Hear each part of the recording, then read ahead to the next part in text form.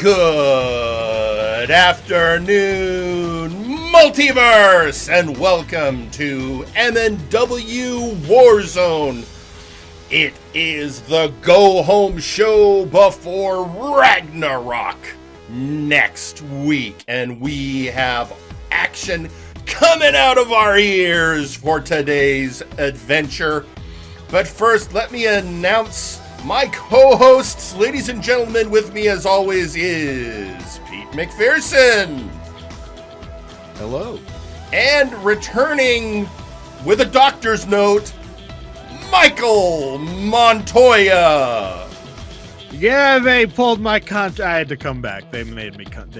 I was upset about something we can get into later, but I was not planning on returning. All right, I was planning on just abandoning you cretins, but apparently you missed me that much that they dragged me back. It was the Jagger Blackthorn thing, isn't it? Listen, the Jagger Black, he couldn't leave a good thing alone. There was harmony and peace in the universe, and Jagger Blackthorn just had to rub his stanky ass all over it. It's because with Jagger Blackthorn on our roster is now an even 70. This Bagman was number 69, and it was going to stay that way forever.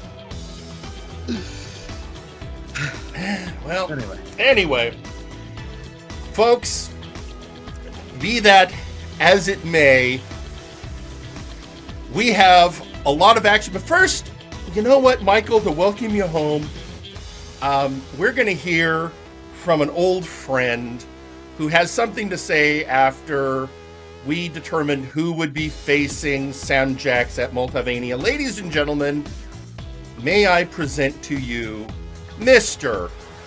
Maximilian Thunderthighs. Hello there, Warzone. It's Maximilian Thunderthighs. Now, I know many of you had hoped that I would become the next #1 contender for the world title. And I didn't. I was so focused and ready for the match, and then Wilson showed up, and I was like, well, I'm about to go and eat this man's entire career, and we fought. And while I was fighting him, my good friend Megablitz took his golden opportunity. And honestly, I'm proud of him. He deserves to become the champion and fight Samjax for that belt. And this is a message to you, Sammy J. I may not have a pay-per-view match at the Ragnarok, but I will be there. But for now, I'd like to throw my non-Euclidean metaphorical hat into something else. After the pay-per-view, I'd like to have an open challenge match, but with a twist. I want to face someone I've never wrestled before. Maybe the gatekeeper wants to come out of his little bear cave so I can tug on his beard. Maybe someone from the Bad Batch that I haven't fought yet wants to give it a try against me. Maybe XR-Kun wants to see if the Force is strong with the Thide one. Spoilers, I'm pretty good at it. I can make all the doors open at the same time. Maybe I should just put a big old sign in the back that says, "Come kick my butt." I'm sure there's an army of people who have always wanted to punch in my perfectly square, masked jawline. Seriously, you should see how many death threats I get. As long as we have never faced in a match before, I'll fight as many as you want. 1-on-1, 2-on-1, 4-on-1, as many as you can on one. I'll even fight one on fire! Though I hope you don't light them on fire first. Whoever wants to try and fight me, let's have it. Jerry and the brass, it's in your court now. Let's give these fans a real grand match from yours truly, Maximilian Thunderthighs. Now I have to go. There's an entire frothing group of wrestlers who've never fought me before. Oh good, they brought the chainsaws. Maximilian, away! Sure, that's not going to be a problem at all. Oh, God, I gotta get my bag out of backstage before someone burns it. Well, while you're doing that, we already are hearing... Actually, you want to hear this first, Michael, from McMorgan, saying, this just means we need 420 fighters on the roster. What do you kids say these days? YOLO? Okay. Swag 420, Blaze. Morgan, no. Yeah. McMorgan, no. I'm not going to hire that many wrestlers. I have enough trouble with 70 of you. Oh, that's okay. It just means we'll need like 90-man showcases. I could make the ring bigger. No. We got the budget. Stop. No, we don't. Listen, other companies have had 8-sided rings. We could have a 100-sided ring. Just saying. Do you know how much of our budget gets siphoned off by flash buying every time Doof appears, which he wrestled last night? Oh, Doof wrestled recently. Yeah, never mind. Yeah, forget it. Yeah, no, forget it. Sorry, you should have led with Doof wrestled. I would have known. All right. But then Sergeant Major Payne, hey Max, I'd have a scrap, then we can get some puppers and Gus and beer. Okay, so we got one person with an open challenge challenging another person with an open challenge. Payne, you got enough on. You got a match at Ragnarok. You also have a match tonight. So you know what? Why don't you not be causing more problems? You know what? Never mind. We're gonna get into action. So our opening bout is going to be, just to put it simply, while you were gone, High Voltage won the opportunity to face the Outlaws at Ragnarok for the unified tag team belts. Good for those scrappy young lads. They've been killing it. And they really have. And while you were, I'm not even going to get into what Aiden Zero has been doing. Also, when you get your bag, double check it. There's not anything in it that smells funny. I was gonna talk to you about that off. I don't want to. We're gonna go to ringside now as one member of each of those teams is about to face each other in one-on-one action. Ooh. So let's head down to ringside. Time for some punchy. Your opening match is scheduled for one fall. Introducing first.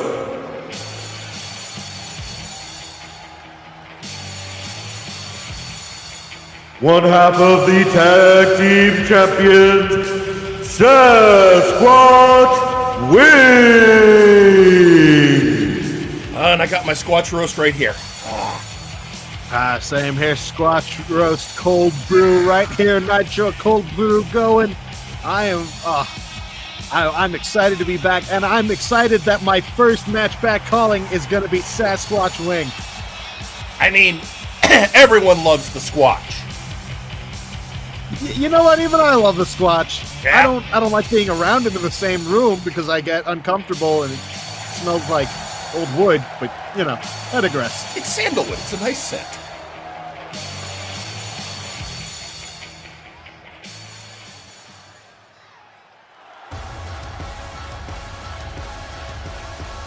And introducing their competitor, representing High Voltage, Wonderball. Well, and there he is, ladies and gentlemen, the choking hazard, Wonderball.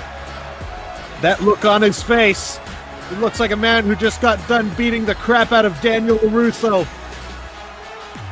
at the 6th annual All Valley Karate Tournament. Did I ever express that that's what Wonderball looks like to me? I see Johnny. You see William Zett? Yes. So you like the show on Netflix? Oh yeah, of course, huge fan. Yeah. All right. Well, fair enough. Now you've just got me thinking about High Voltage having a show on Netflix, and I don't want to go there anymore. Hey, somebody, hire a writer, Jerry. No. Hear me out. Tagline: It's electric. Well, anyway, yep. So next weekend, Wonderball and Leonid Sanchez will be facing Sasquatch Wing and Raphael Sampson for the unified belts. But tonight, they are going one-on-one. And you know what? I like Wonderball. I think he's a great wrestler. That's a Sasquatch. That's a Sasquatch who has the speed and agility to do stuff on the top rope you've never seen before, Jerry. Well, I've seen it. I've been around. But yeah, actually, sometimes. Whoa! DDT on the Squatch. Now, you may be quite experienced and have the go around, Jerry, but you have to admit there's some things you've seen when it comes to Sasquatch Wing that you've never seen before. That's you gotta admit. Well, you know he's not the first Sasquatch I ever saw in a wrestling ring, right? Is it one of your old friends? Is it Sasquatch? Is that what you're gonna tell me? Yeah, he just wrestled as Sasquatch, by the way, which is one of the reasons why I think Sasquatch Wing is Sasquatch Wing, to differentiate himself. Don't even think they were the same tribe. Up! Oh! Infamously from, the tribe of flying within the Sasquatches. Thus his penchant for doing top rope maneuvers. Beautiful dragon screw there. It was. But this is a very back and forth match. I mean, if this is any indication of what we're going to see next weekend, we're in for a banger at Ragnarok. Oh, absolutely. Notice how I come back just before the profitable events begin? Because, you know what, great. We're glad to have you back. Of course. It's my pleasure to be back. Working over the arm is Sasquatch Wing. See, Wonderball, assuming, I think, going into this match that he would be the faster of the two, not realizing just at the incredible speed that Sasquatch Wing possesses. That's true. Oh, and it looks like at some point, Wonderball got busted open. Yeah, no, one of those big lefts from Sasquatch Wing busted open Wonderball. Driving those big shoulders into his abdomen. Oh, another DDT. And unfortunately for him, there are no illegal kicks in wrestling. Well, besides maybe to the boing boings. I mean, yeah. As Mr. Rabbit would say to the Cape Canaverals. Yeah. Float over by Sasquatch Wing into a neck breaker. Float over. Beautiful into that neck breaker. Now getting control here again. A scoop and a slam. Oh, now just driving the forehead straight to the tender bit of the shoulder there. There goes Sasquatch Wing to the outside, up to the top rope. Great agility by the big man. And a big splash. 1, 2. And, even though he hit the Sasquatch, he, Well, she did. Wonderball, too much heart left in him. Cobra Kai never dies, says Wonderball. He didn't actually say that. That was a joke. No, well, actually, I think somewhere we heard somebody in the crowd said it. Well, actually, it was on social media, and I think it was Jack Andrews, but that's beside the point. Ah, great. All right, big headbutt there. Wonderball. Wonderball surely is one of our kings of the comeback, isn't he? He's able to turn matches around out of nowhere. I have to agree with that assessment, but he's still oh Lord, he coming. Oh Lord, there ain't nothing much you can do with Have we gotten an official weigh-in on Sasquatch Wing this year? What's his winter bulk gonna look like? I'll get in on that. I'll get on that for next weekend. How about that? Yeah, have one of the reporters who isn't me do some work for a change, if he was tipping 500 pounds, I wouldn't be surprised, because big man, full of muscle. Yeah, no, hey, and it's just before, the winter bulk, so he's probably looking the biggest he's ever been. Oh, there we go. Again, living up to his nom de plume, choking hazard. Oh! Absolutely, the choking hazard. There we go. Got a half Nelson on. Half Nelson, other arm around the band. throat. He's got the band. Squatch is struggling. Not quite tapping yet. Perhaps maybe couldn't get the biggest, the best grip around the biggest neck you've ever seen in professional wrestling. At least there is. I've fought men with no neck. Oh! Oh no! Here he comes. Back in your day, everyone looked like thumbs. What are we gonna see? Jawbreaker! The jumping jawbreaker hits! Jumping jawbreaker right on the crown of the head there. You hear the teeth chatter, 2. Kick out at 2. And just barely a kick out at 2. Back to his feet. Dragging Squatch in the middle of the ring. Billy has something planned here. We go and see it. Whoa! No maneuver from the ropes. The powerful legs of Sasquatch Wing taking down. Another scoop and a slam. Oh! That driving headbutt again. The driving headbutt. Oh, almost took the W with that driving headbutt. Wonderball is definitely out of it. Could be out on his feet here. Oh! And Squatch is still... Oh! Oh! Squatch looked him in the eye and said, "Not today," driving down that double axe handle. Good grip there on the bridge of the nose, then tossing him aside. Squatch looking for some top rope maneuvers. The crossbody! 2! Oh! And the crowd is chanting now. All right, and squeeze the big man off the top rope one more time.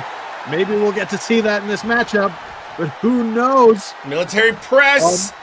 Military press. Here comes my favorite part of this maneuver, the slam.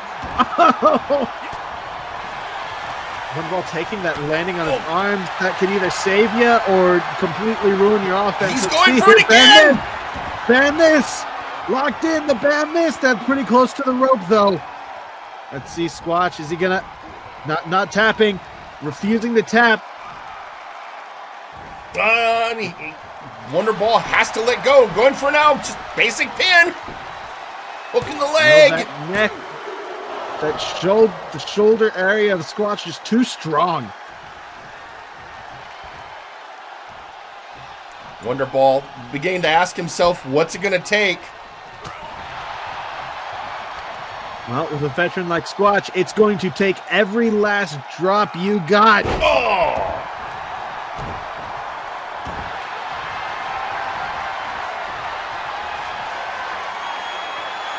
Just wrenching that neck.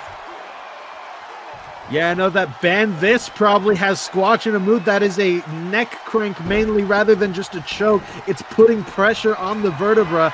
So I think Squatch wanted to return some in kind there. Oh, the big crossbody from the top rope. Again. The crowd getting what they want. The big man off the top, and he takes it. And your winner, Sasquatch win.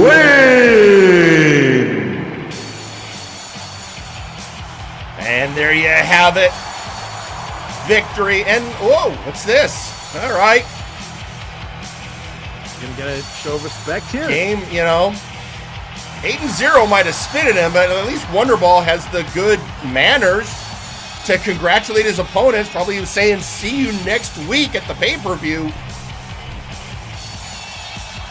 Yeah, no, as a true G once said, game recognized game, play 'em. I mean, fair enough.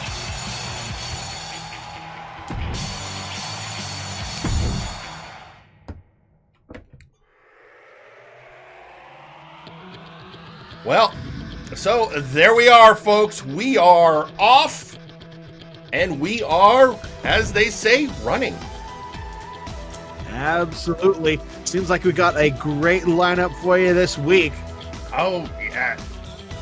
Well, anytime you've got yourself a go-home show, you have to. You got to have a good lineup. But, so how do I say this?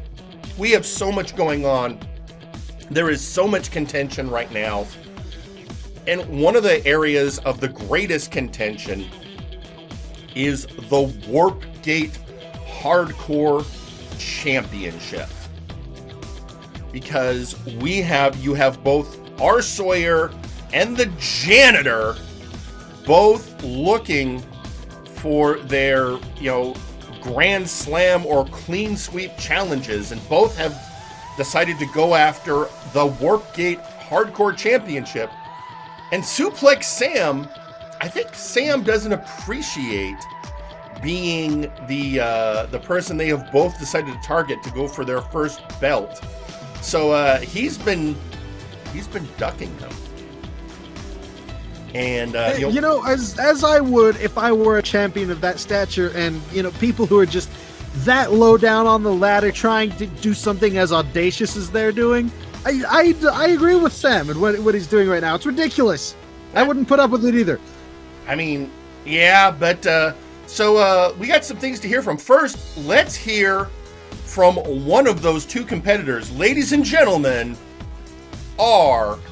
Sawyer. Oh boy. Jerry, what did I say? Did I not warn you? Screw the rules, I have VIP money. And who comes out? The epitome of VIP money. Ozir fucking Turan.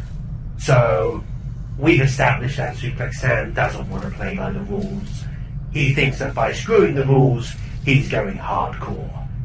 But that's not what hardcore's all about, no. And I also warned you, Jerry, that if Suplex Sam kept this up, I would have to show the bad guy. I don't want to be the bad guy, but I'm gonna have to be the bad guy. So Suplex Sam, congratulations. You're now meeting the Clown Slayer. And I don't mean the fucking chairs. I mean me. The R. Sawyer that was on Easter Scorn. So congratulations. You wanna get nuts? Come on then. Let's get nuts.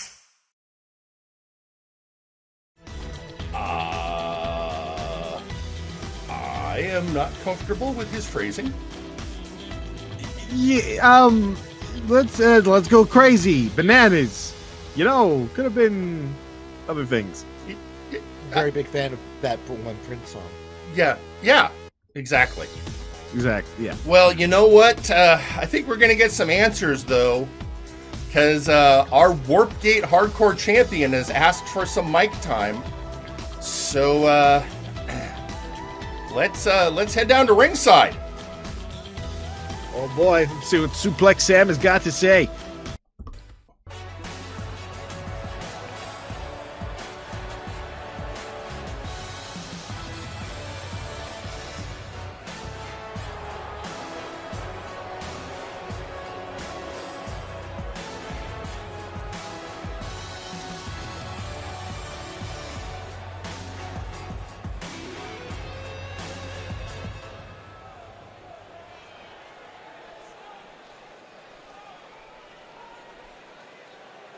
That's right, babes. It's Suplex Sam on the mic.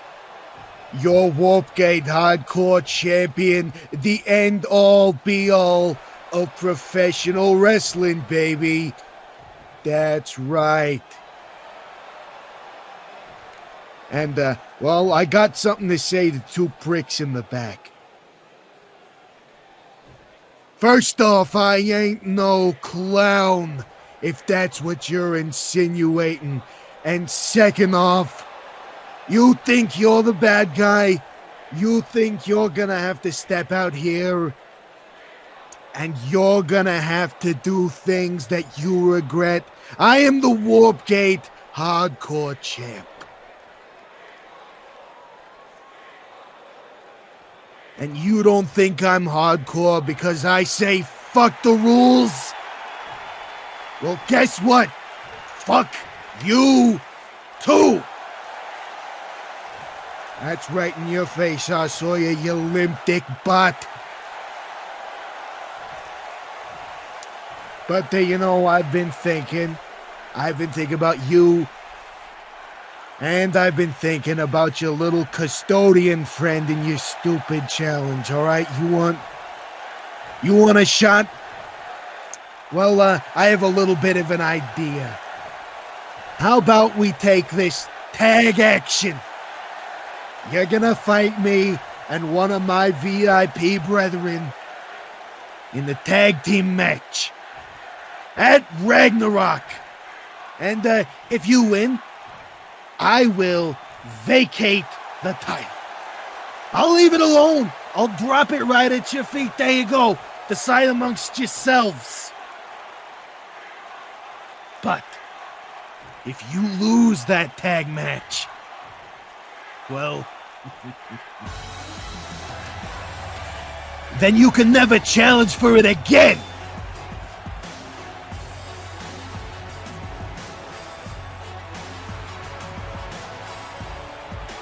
Okay. You know what? I'm going to put one caveat because, you know, I am the general manager. The caveat is they can't challenge for it as long as Sam holds it. Otherwise, Okay, I'm going to allow this challenge to happen. That sounds fair, right? Oh, absolutely. I think so. All right. That could be a tag match for the ages. So, yeah, you heard it here, folks. Next week at Ragnarok, Suplex Sam and a member of VIP will face R. Sawyer and the Janitor in tag action. If Sam and his partner lose, then Sam will vacate the belt and let the Janitor and R. Sawyer fight for it. If the VIP team win, then the Janitor and R. Sawyer cannot challenge for the hardcore belt as long as Sam holds it. So there you have it. Now, while this has been going on, tweeting out on social media, Sasquatch Wing stating, Wonderball fought well. This one looks forward to the Ragnarok match. This one and Samson will be ready. And in response to what we just heard, R. Sawyer, thing is, I know that you're playing me, and it's probably a trap, but I accept. That's just the veteran savvy of R. Sawyer. I'm sure the Janitor thinks the same thing. But you know what? It's the Janitor and R. Sawyer. They are both former world, multiverse heavyweight champions. So, you know, they're not a team to sneeze at. Yes, Definitely but Jerry, not. The always most important question in wrestling: can they coexist? Oh, that is a good point, because VIP is a team. R. Sawyer and the Janitor are acquaintances. Well, you know what? We will find out more about that. I'm having some people behind the scenes see if they can identify which VIP member will be joining Sam for that match, just because, you know, marketing. We'll figure out later. But meantime, that's, next week we are going to have a settling of scores, a putting a bet, a grudge match to end things between the social outcasts, Ignacio Cervantes, and the unknown soldier, Sergeant Major Payne.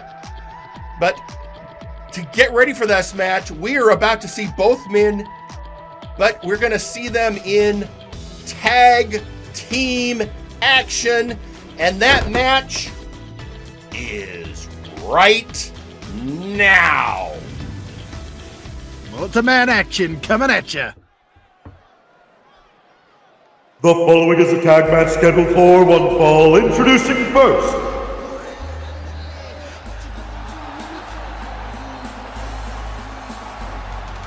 Ignacio Cervantes.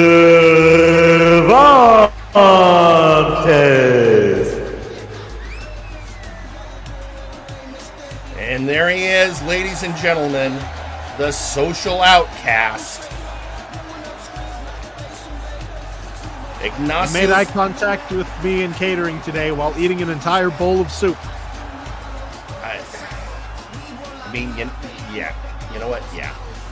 You know what?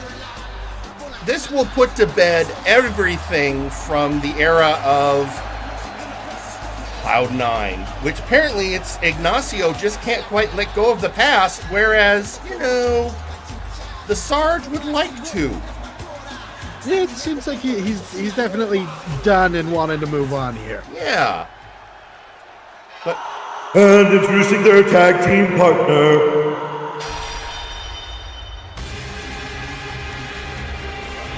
Carcharodon.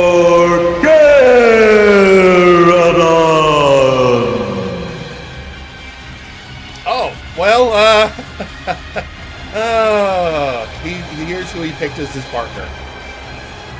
That's a hell of a choice for a tag team partner. It is. Cold-blooded, ruthless, inhuman. Might eat your opponent, yeah. Or you. Carcharodon, ladies and gentlemen. And don't snap at the crowd, Carcharodon. Don't snap at the crowd. We asked the crowd here tonight, please do not taunt Carcharodon. It's worse than taunting Happy Fun Ball. Just don't do it. Just do not do it. Especially because I think he skipped lunch. I mean, if he's preparing for this match, sure, why not? Yeah, no, it's going to be fine. And introducing their opponents, coming to the ring first,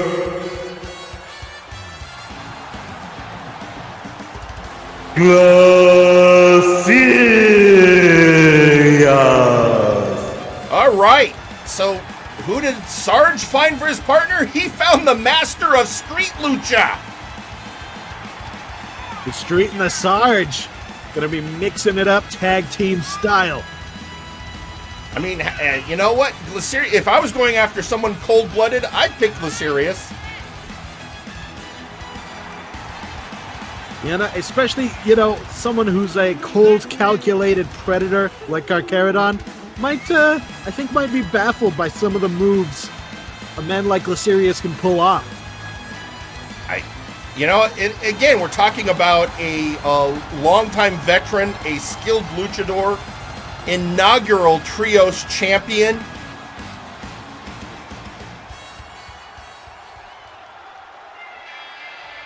And introducing their tag team partner,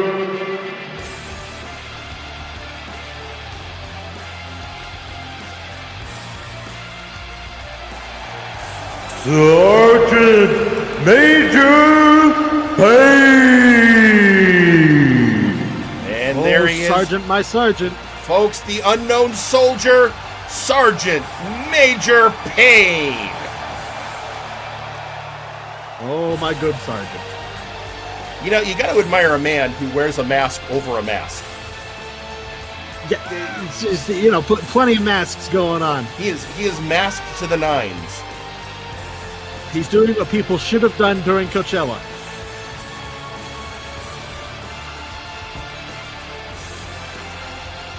And saluting the crowd. The fans here tonight salute right back. This warrior in the squared circle, Sergeant Major Payne. I mean, he is, and this has all been part of his boot camp open challenge to get his game back after the experiences of Cloud9. And well, this person, but we are starting out lucha on lucha action. Yeah, get those elbows a pumping. Lucha, lucha. There you go, snapmare. Spike right on the crown of the forehead there. Beautiful aerial assault there. Cervantes. Oh, but taking a big elbow straight to the gut from Glacirus. Get a move off the rope there. Pele kick. Rolling straight through.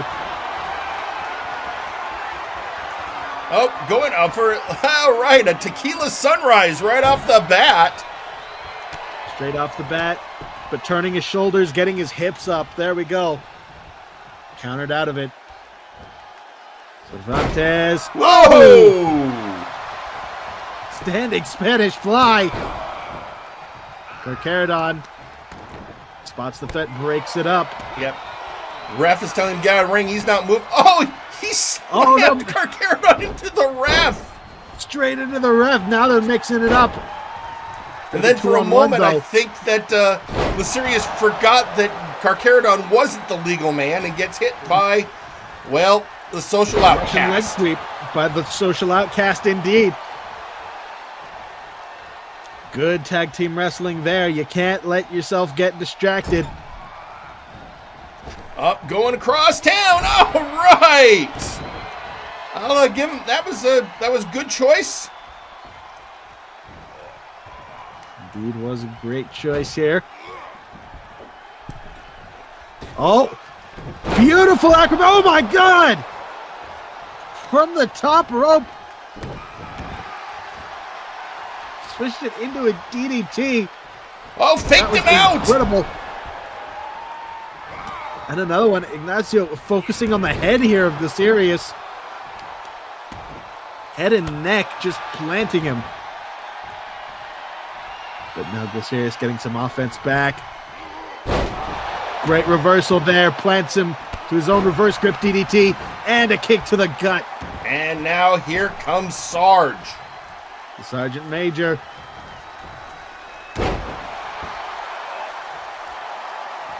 Just a simple offense to start with here. And Ooh. jawbreaker on the unknown soldier. Jawbreaker goes through. Oh! And a but miss. Just out of range. We're trying to go for a springboard crossbody there. Oh.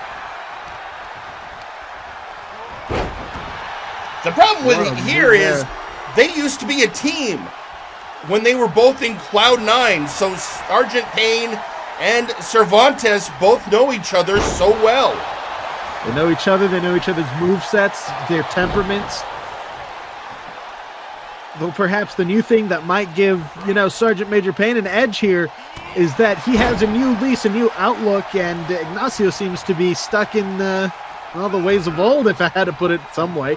Yeah, now we have Shark versus Luchador. Shark v. Luce, here we go. This is an interesting matchup, to say the least. Oh, to the outside bomb! Although I think technically Carcharodon is a Shark Lucha.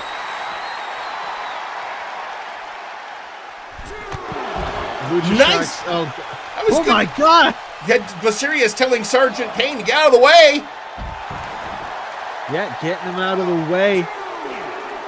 Just rolled through with that drop kick from the top to the outside. Good pump kick there.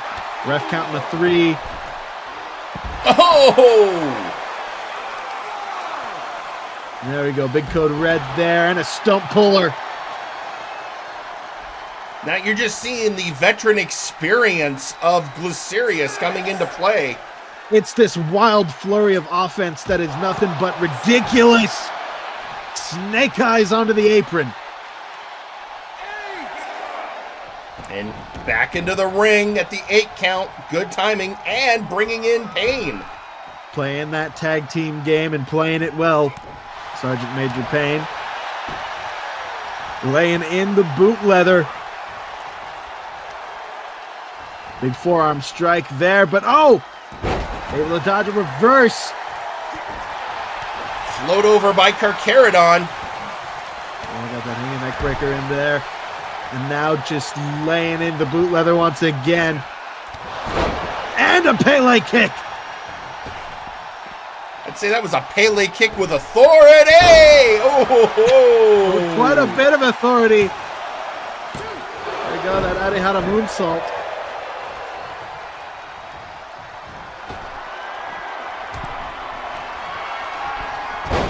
And there you have it, Megalodon Impact. Megalodon Impact hits, but broken up there by Glacirus. Another standing moonsault. The incredible agility in this match alone. I think this match is probably some of our best when it comes to movement competitors of all time. All these competitors can go off the top rope, from the top to the outside. They can do incredible acrobatic and just feats of dexterity that I've never seen before. Oh, and driving him down. Absolutely pancakes him. Trying to big right hand to the jaw. bringing back in the master of Street Lucha. Those two being a very efficient team here. Yeah, they're working very well together. Well, meanwhile, the arms locked in. Sergeant Major Payne running interference here, keeping Glacirus off the two. Keeping Carcharodon off the two, That's rather. right.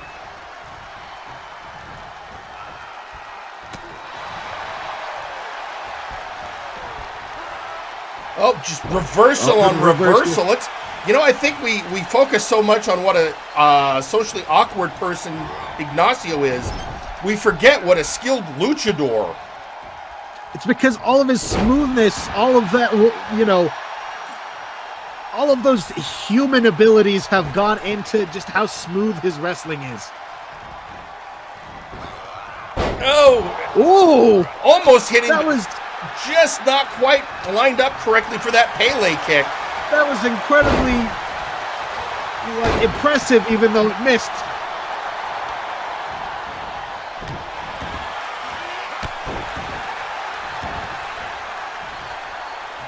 And now truly earning that lucha badge here. Ladies and gentlemen. Oh boy. Oh no. Oh, knees up! Knees up! But Carcharodon had it scouted, got the knees up. He stuck his tongue out and got that little snowflake, didn't he? Big right hand to the back of the head. And now Glacirus. Ignacio has Glacirus in some. Oh my God! What is that move? I'm not 100% sure. I've got a whole list of names of moves by Ignacio, except he doesn't actually say which one is which. So that might have been the Cooler Flare. That might have been the Sass of LG. That might have even been the Nacho Storm. I'm not sure which one is which. I'm going to call that the Nacho Storm. I think it was a Nacho Storm. So, at some point I'll have to get, I'm sure it's been updated, I just haven't got the list. With a move like the Nacho Storm, at the top rope, I hope he screams, Nacho! He has to, right? Like, if you're going to call a move that, you got to yell Nacho beforehand. Maybe he did, I don't know. Here we go. Just kicking out there. Oh! Meanwhile, springing off that top rope beautifully. And in comes Sarge. But Carcharodon, that leg sweep planting Sergeant Major Payne. And a tag made to Ignacio Cervantes. Springboard. Oh! Good counter there by Sergeant Major Payne. Counter, and then bringing back in Glacirus. Yeah, that is true. That's a great strategy, bringing back in Glacirus, because he's been sort of the only one in this match who can out-wrestle. I think out-reversal at least, Ignacio Cervantes. He's been one step ahead of him this match. Oh! But there goes Cervantes. Tossing them into each other. Interesting thing, Payne was keeping Cervantes occupied while the count started, wasting valuable time. Yeah, perhaps giving Glacirus a window here. Oh, whatever was happening, Glacirus was able to, like you said, reverse him. Good poison Rana there. And back comes Payne.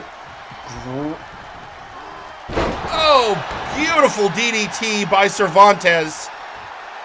I know those DDTs have been deadly tonight. It's real shark hours, Jerry, as we're going to be treated to a feeding frenzy here. Oh, there we go. Glacirus going to block, but the Megalodon impact still hits.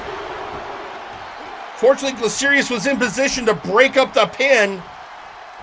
And now he's in position to get thrown to the outside.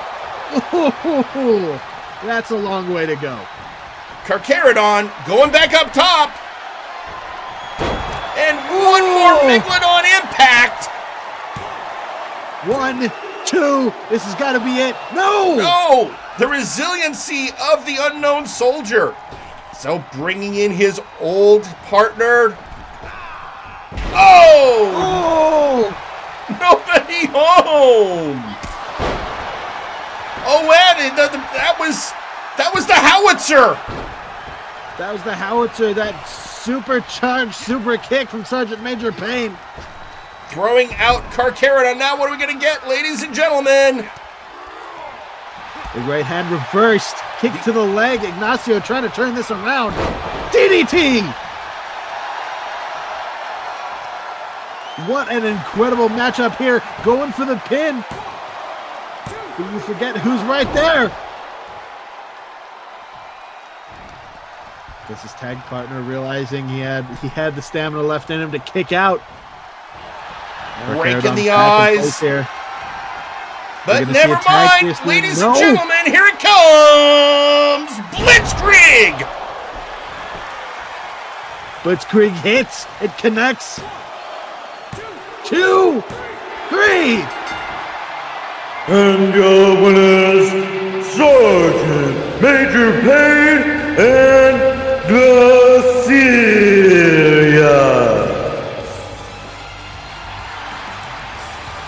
Well, there you have it. Going into their match at Ragnarok, Sergeant Major Payne has the momentum. And of course, you know, what a good plan. I mean, shows his strategic thinking.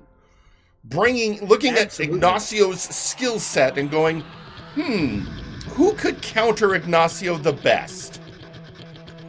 Well, maybe another luchador. Maybe one of the most experienced. That was good strategy. But next time those two face, it is going to be one-on-one action at Ragnarok. Oh boy. That's good. Emotions are going to run high, I feel like, the night of Ragnarok. I think so. Speaking of emotions, maybe not running high, but at least temperate. The janitor tweeting out to Suplex Sam, I hope you enjoy your reign as hardcore champion, Sam, because this will be your last week with the belt. I mean, if you're going to be confident going, I mean, somebody like the janitor, who is one of our most experienced veterans. So, yeah. But, if anyone knows anything about writing on the wall, it would be a janitor now, wouldn't it? It would. It would indeed. But in the meantime, so there's you were not necessarily here for all the chaos. I think you missed it, maybe, when possibly things went incredibly nuts backstage. Just cuckoo for Cocoa Puffs nuts. And this included, Constantinople, the Constant Nightmare, and our Big Oof champion having a match with his former tag team partner, Osman Killick, and then attacking Osman after the match, only for Osman's Jif faction mate, Mr. Nigma, coming out to the rescue. And since then, Constantinople has, let's just say, been less than pleased. And he has asked for some, oh, God help us, Constantinople has asked for some mic time. So an angry agent of chaos. An angry agent of chaos has asked for mic time, and we're going to give it to him. Boy. So brace yourselves, gentlemen, as we head down to ringside.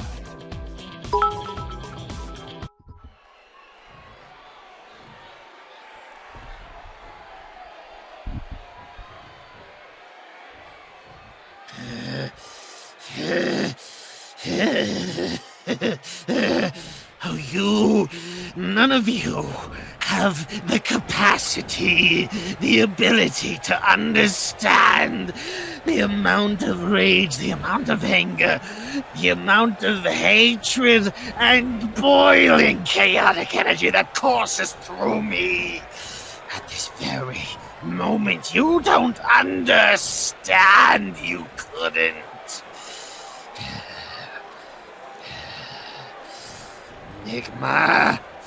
Nigma! Oh, I I was trying to leave behind anything that could have connected me with mortal flesh, that could have connected me to old wounds, to old emotions, these things that don't matter anymore. But now they plague my head.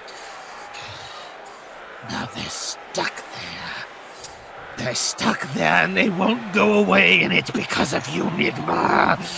Nigma!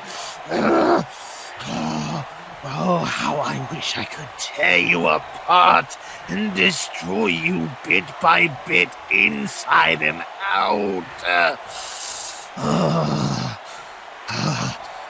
And why were you...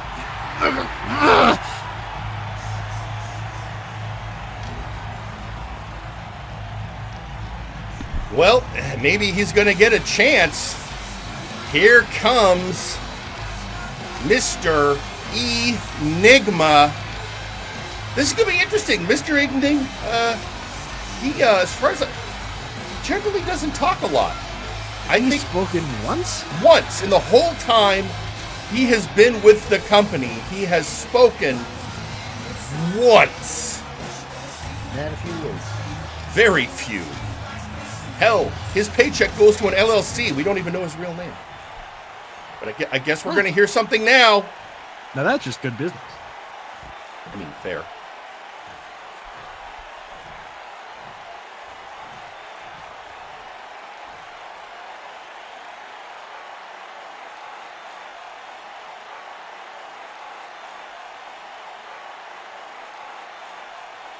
It's just...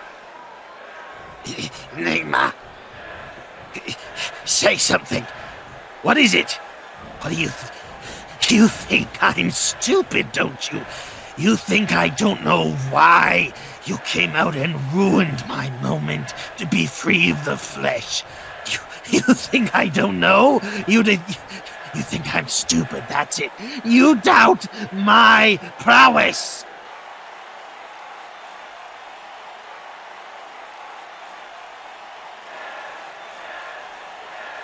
No? Isn't there not... What else could it be, then?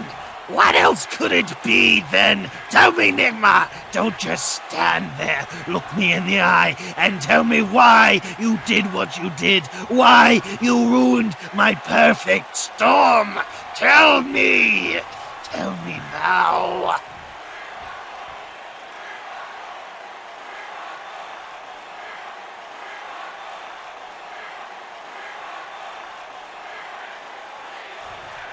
Come on.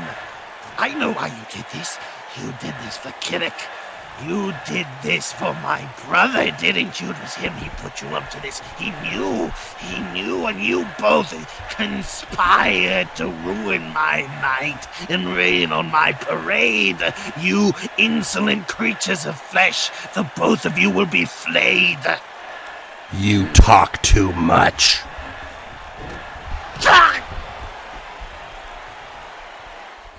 Oh, wait a minute! Oh! Able to pull through, though. This is devolved. We're gonna have to get security out here. Well, here they go. These two are going after each other. And he said he spoke. He said you talk too much. Okay. This is all right. You know what? Screw it. We don't have a match for the Big Oof at the pay-per-view anyway, so I'm calling it right now. These two will face each other at Ragnarok for the belt. Enigma is playing with Constantinople. He's trying to frustrate him. Well, and it's working.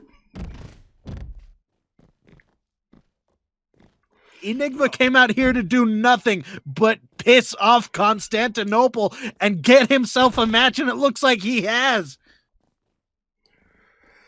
I mean, he is a man of mystery, but a man of strategy. We've seen that multiple times. This is one of the reasons why he is part of Jif Inc. He is. Here we go. We got an officials breaking him up, but yeah, the call has been made by yours truly, folks. at Ragnarok. I'm booking it right now. Constantinople versus Mr. Enigma for the big oof. And both competitors being separated by the official, heading back to the backstage area. Separate locker rooms, please. Well, this is interesting because we are going to, I'll tell you right now, we're going to see Jif Inc. in action later today. Oh, wow. So, I guess we know which two are going to be since Nigma has already been punched once today. Nigma has been punched. That leaves two remaining members to, I guess, head out and tag action. That's going to be later today. So, we tweeting out on social media. Well, first off, Constantinople saying, I promised chaos that show and I delivered. I mean, yeah. But then he's following it up with, Jif may think they're man enough to face me. Unfortunately, none of them are monster enough to beat me. I mean, okay. That's, I mean, he owns it. I'll give him that much. He owns it. Yeah, he does indeed own it, but... after what happened with, his former partner, former partner and self-proclaimed brother. Yeah, I don't think we're ever going to find out anything clear on that short of a blood test. Yeah, and I don't think you could get Constantinople to sit still for that. So there was so this next match we're going to have, Michael, there was a recent matchup. It involved the Murder Cave. And Dr. Grimm came out in a rare match and was pinned by one of your favorite wrestlers, Mr. Juan Chance. And then he came out and said it didn't matter. And he felt like he was a little off his game. And I came back through the wrong portal, didn't I? This time, this is the nightmare dimension. Anyway, this is the incorrect multiverse. So ahead of the paper, we've decided, you know what? If that was a one-off, if it didn't matter, let's see if history repeats itself. So, ladies and gentlemen, we're going to see that match right now. So One Chance versus... Oh, God. Let's head down to ringside.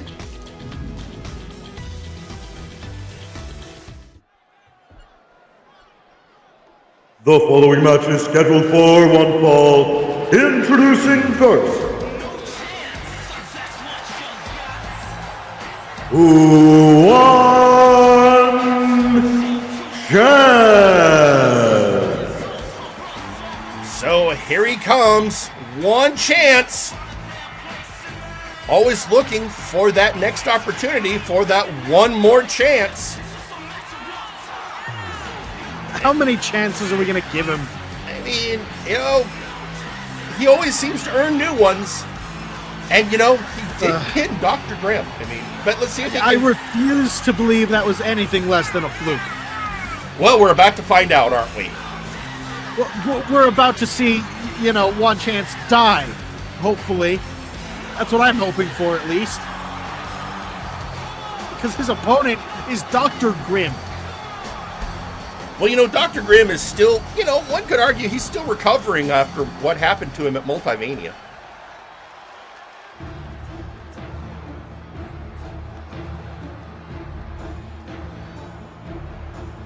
And introducing their opponent, representing the Murder Cave, Dr. Grimm.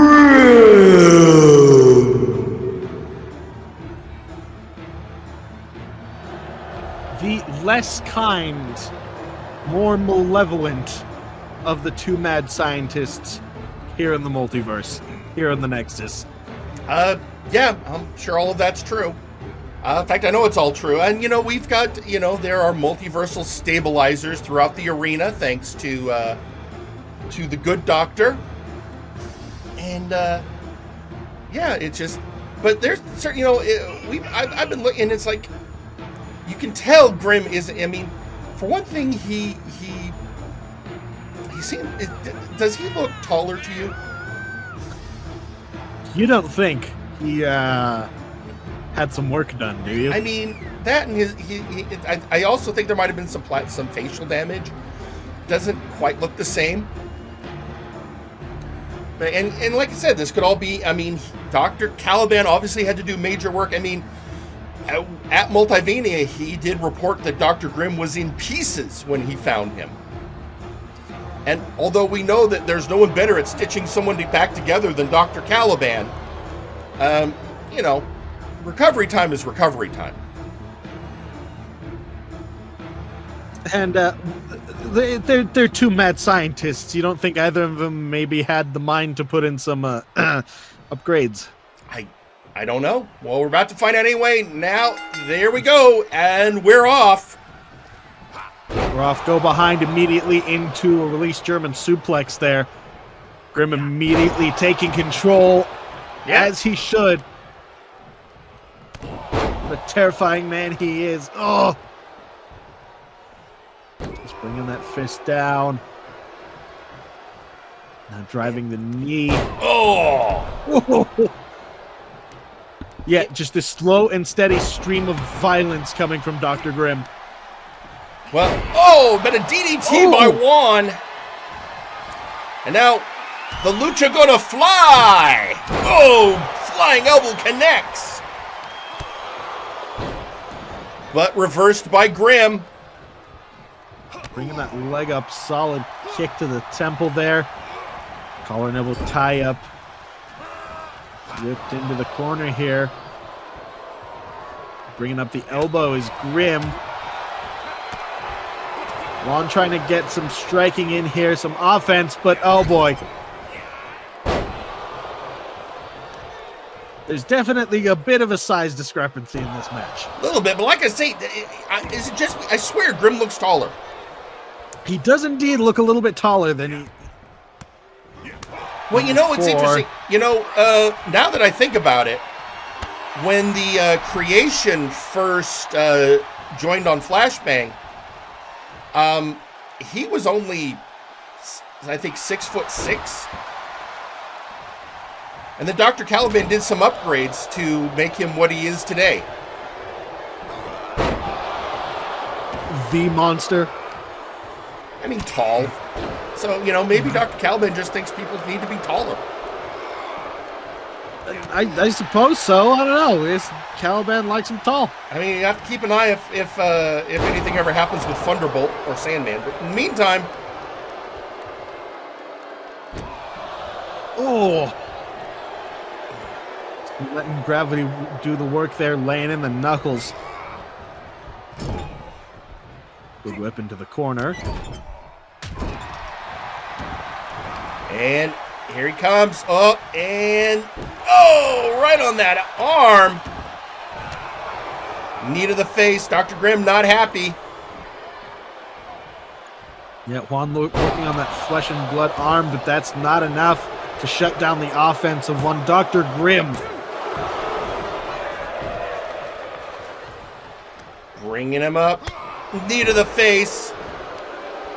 One chance, of course, showing his cockroach-like ability to get back up. Neckbreaker! Going for the pin. 2. Kick out at 2.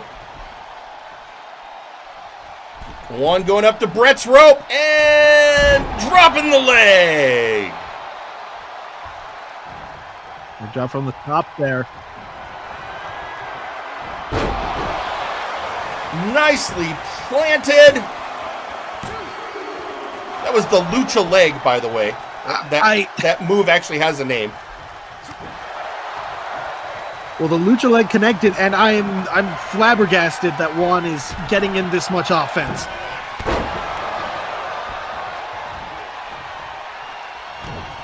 Juan is doing great. Oh, elbow to the face, slap. He just slapped Grimm straight in the face. and drop kick to the knee, but Grimm. Oh, here we go. Never mind. Never mind. Boy, here it is. It is the claw. And who knows what he injected in his mouth. Yeah, whatever liquids are now in Juan's mouth. Oh my God! Kicked out. No. That was What?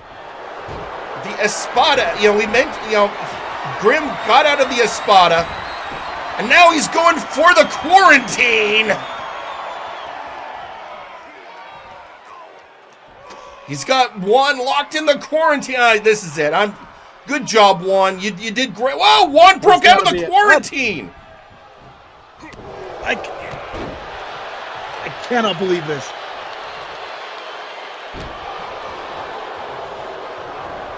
And now Grimm going for the pin. 1, 2. Dropping that knee. This has got to be. Kick out at 2 by Juan Chance. Kidding me? What? Oh, and a kick to the face.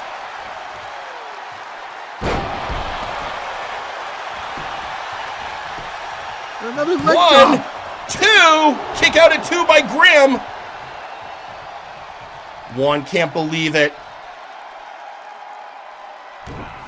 So just now he's pulling him up. Gets him in that. Ridiculous. Last chance. Grimm taps. He tapped it. And your winner, No. Juan Chance. No. What is he injecting into his ass after matches? What juice is he drinking? This is Dr. Grimm. He tapped out Dr. Grimm. Yes. It's you gonna be okay there, Michael? Grimm, okay. We're gonna maybe we have to have our medical staff check out Dr. Grimm. Just again, he felt. What did Caliban put him together wrong? He put him back together wrong. He put the left side on the right side. Which way is his thumbs facing? He put him back together wrong. And that was, by the way, a great song by Death Clock. But anyway. Meanwhile, tweeting out on social media, Maximilian Thunderthighs, way to go, Juan. I am proud of you. And then Mr. Butler going, how many push-ups? How many squats? What kind of juice? That is what I'm asking. So, you and Butler are on the same page there, buddy. I got nothing there. I got nothing. So, yeah, I agree with you. It seems crazy. Well, in the meantime, there is, we've had a lot going on.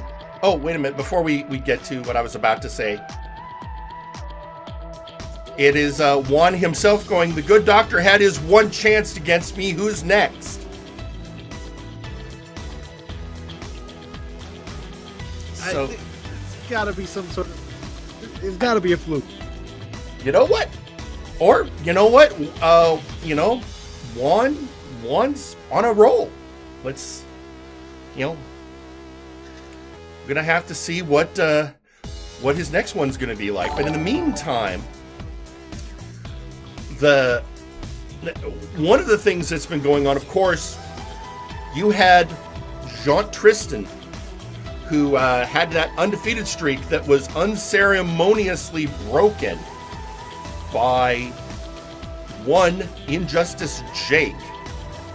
And there seems to be some bad blood about that. So, ladies and gentlemen, let's now hear from Jean Tristan. Ever since I stepped foot into the Nexus, I've been asked, what do you truly want? I knew I wanted my handsome self center stage. I was content to wait and hone my craft. And then, our general manager booked me for that fatal five-way. I'm not surprised. I've already been outperforming more than half the roster, Win or lose, every single match of mine is memorable. Beyond having every conceivable gift a man could be born with, besides being the greatest performer out of this new generation, all I needed was motivation. And if the brass is willing to offer me this opportunity with only 7 months in the company...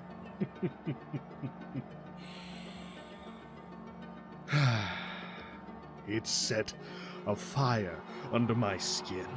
A desire for gold so ravenous, it might just claw its way out from the inside. I need to throw myself at something, really indulge in my new outlook on my career. And what more convenient an outlet than the mercenary hounding me? A former heavyweight champion nonetheless. I haven't forgotten injustice. All your spite, all your self-righteous indignation. It is as sweet to me, like wine. So offer me every last drop. You'll rage, but I warn you now, if you aren't careful, I might just claw my way right back out of the shallow grave you tried to drop me in. Just to see the look on your face. I'll see you soon, Paragon. Well, okay. But that is not the only thing we have going on. We have announced, of course, at Ragnarok, that Louis McDonald will face the myth-made flesh, Beowulf, with the prize being Louis' Mystery in the Bank briefcase. And it has been stipulated that they will not lay a finger on each other in any way. Any member of Legion or the Wild Hunt, the first person to do anything aggressive, and the opponent gets to pick the stipulation. And with that stated, one of these competitors has asked for some mic time, and we are going to comply. So, ladies and gentlemen, let's head down to ringside. And let's hear from the legend incarnate, Beowulf. The legend.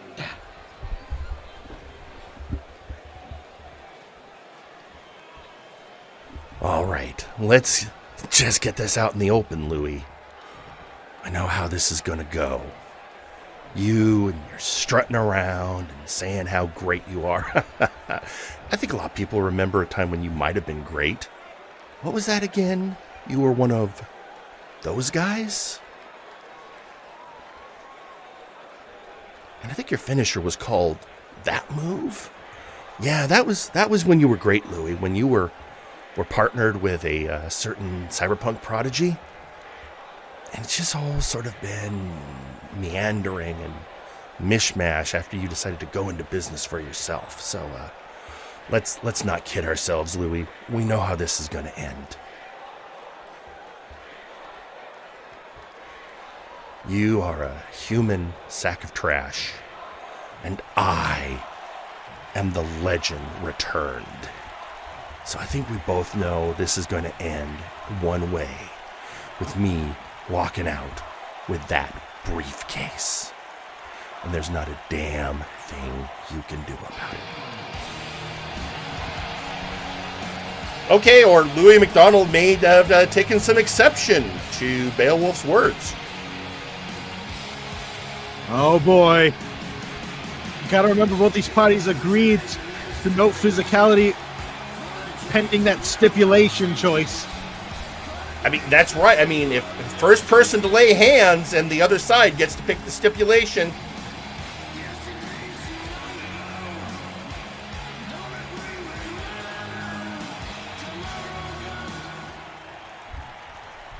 Well, okay, Louis is saying, nope, all good. We'll see. Oh great, Louis McDonald with a microphone. Haven't we suffered enough tonight, Michael? Possibly.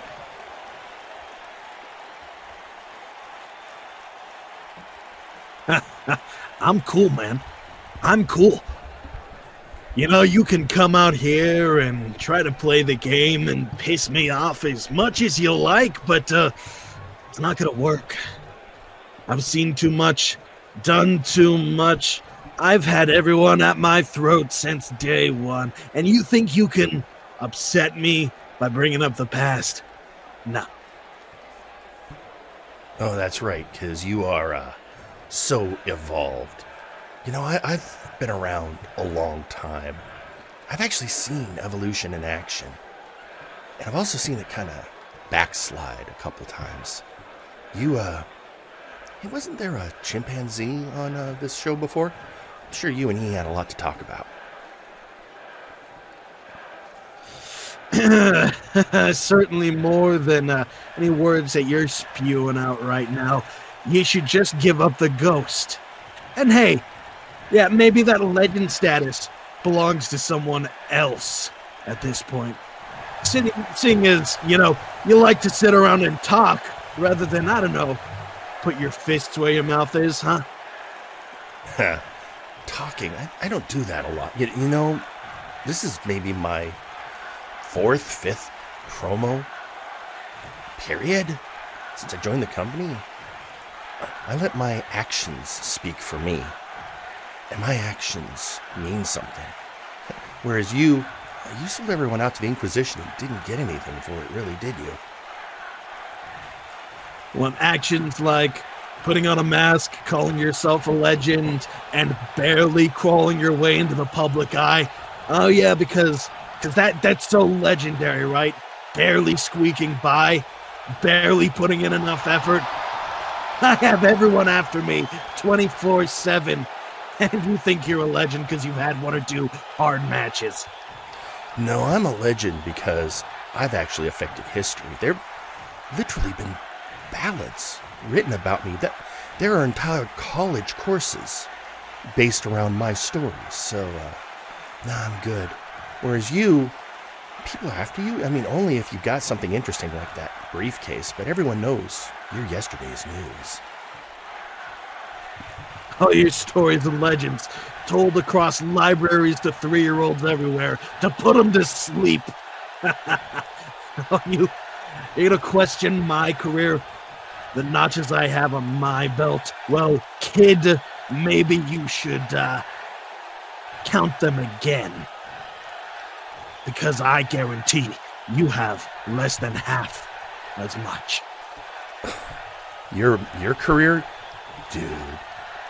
Even with as crazy as he's become, Aiden Zero is still better than you.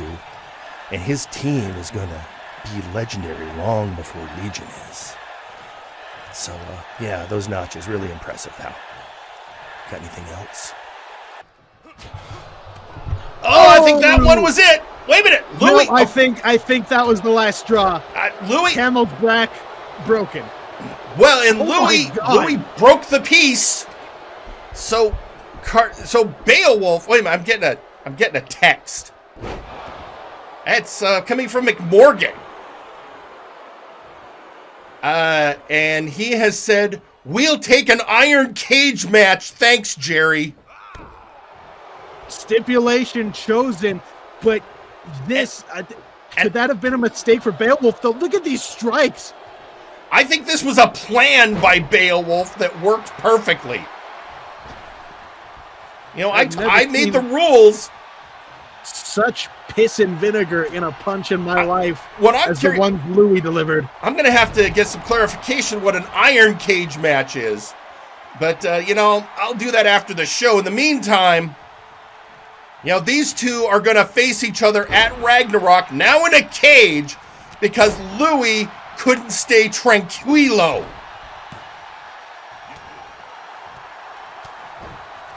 Oh, wait a minute. Somebody's putting out iron cage? Sure, cold iron. What can...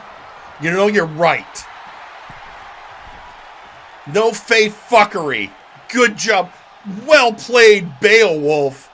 Well played, Wild Hunt. This was a direct hard counter to Erking West. This just shows the Wild Hunt know what the hell they're doing. Now beating the drums of war, shades of Johann Mjoln. They really should have assumed that the Wild Hunt has a couple of grimoires and books about some things, shouldn't they? I mean, McMorgan's clan has a history of fae hunting. And that doesn't even get into Beowulf's history. You know, his long history. All right, well, that was crazy. And it looks like that Ragnarok card, just like that, is pretty stacked. It's getting there, boy. Oh, and you know, I got the graphics crew trying to work on stuff for the end of the show, and they're getting some complaints about Boss. Slow down. Anyway. Yeah, no, you really are working our graphics crew to the bone. And you know, but they're so good. Anyway, you know what? We have one last match before our commercial break. And it's an interest. You know what? It was the rivalry I didn't know was brewing in the background. Yeah, no, there have been silent stares, and people have been asking, "Hey Jerry, what'd you put in your hair today? Looks nice." Well, you know, because I get Absolute Hair Care. I get free samples all the time from the units. It usually comes with the complimentary peach cobbler. Yeah, it's almost like we're both on the PR list for some certain things. Yeah, except that. But it turns out I'm also on the PR list for a certain other beauty brand. Yeah, which is, well, you know what? Rather than be cryptic about it, why don't we just head down to ringside and let's get into some action? You know what? Let's do that. I hate being cryptic. The following match is scheduled for one fall. Introducing first, Rapture Newroad. And here he is, Rapture Newroad, proprietor of Enraptured Beauty Products, which has its own line of hair care products.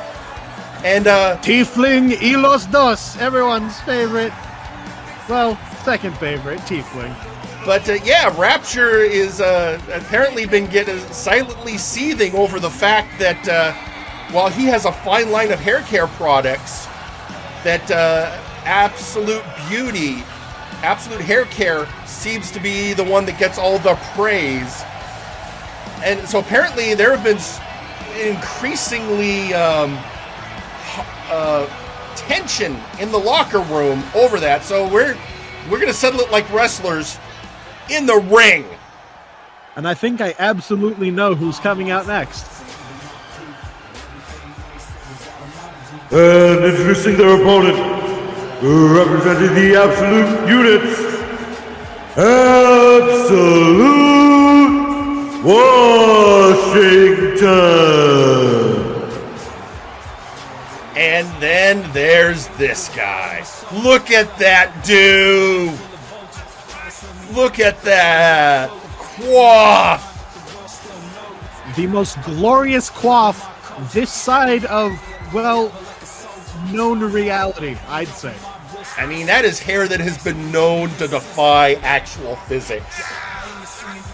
And Absolute Hair Care, I get, like I said, I get regular supplies of Absolute Hair Care. And a man my age, you know, you gotta be, you know, you want to do some nice things with your hair, but I also use Enraptured Beauty products for like skincare.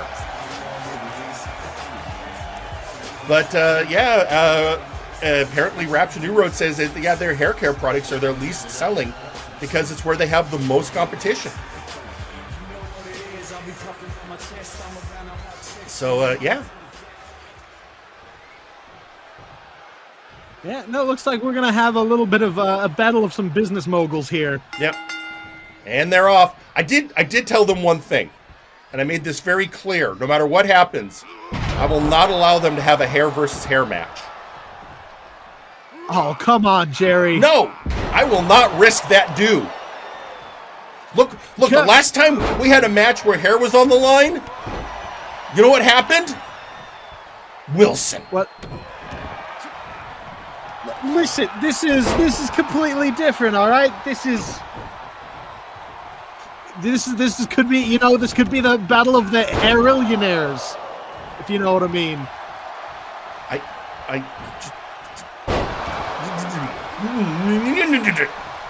You made me lose English for a second, Michael.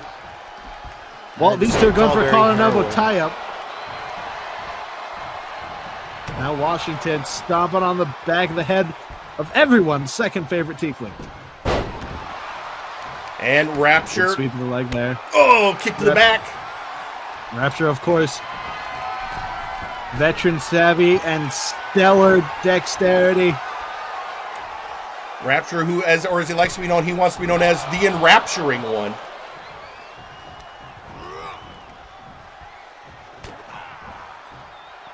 To a complete stop there. Go behind there, attempted a full Nelson. What's... Oh! That was an interesting break right there, Rapture. Definitely going for some mind games here, it seems like. Usually people go and grab Rapture by his horns, but I've noticed Washington has actually been going for the hair.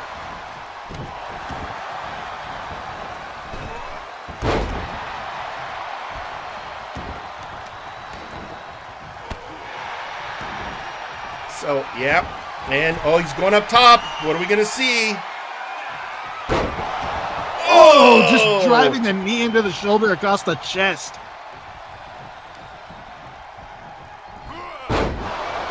And now Rapture on fire. Oh, that Snapdragon hitting hard. Oh, ducked by Absolute, but not that one. Rapture went a little low. Fortunately, not too low, but he's got a history. That heel kick, those kicking combinations. That was a front kick into a question mark. Good roundhouse. And there we go. Oh! Did he just dab? Yes, he did. Ugh. So impressive. But then he goes and does, he dabs. And round we go. Spinning, Jerry, like airplanes. Because airplanes spin. I will never forgive that move for being named that. Here we go. Oh, no. Rapture missed. And his tailbone paid the price. Yeah, right in the coccyx. But here come these lariats. They don't look full power, though. He might still be reeling from going ass first. Two. Kick out at two. Washington taking his time there.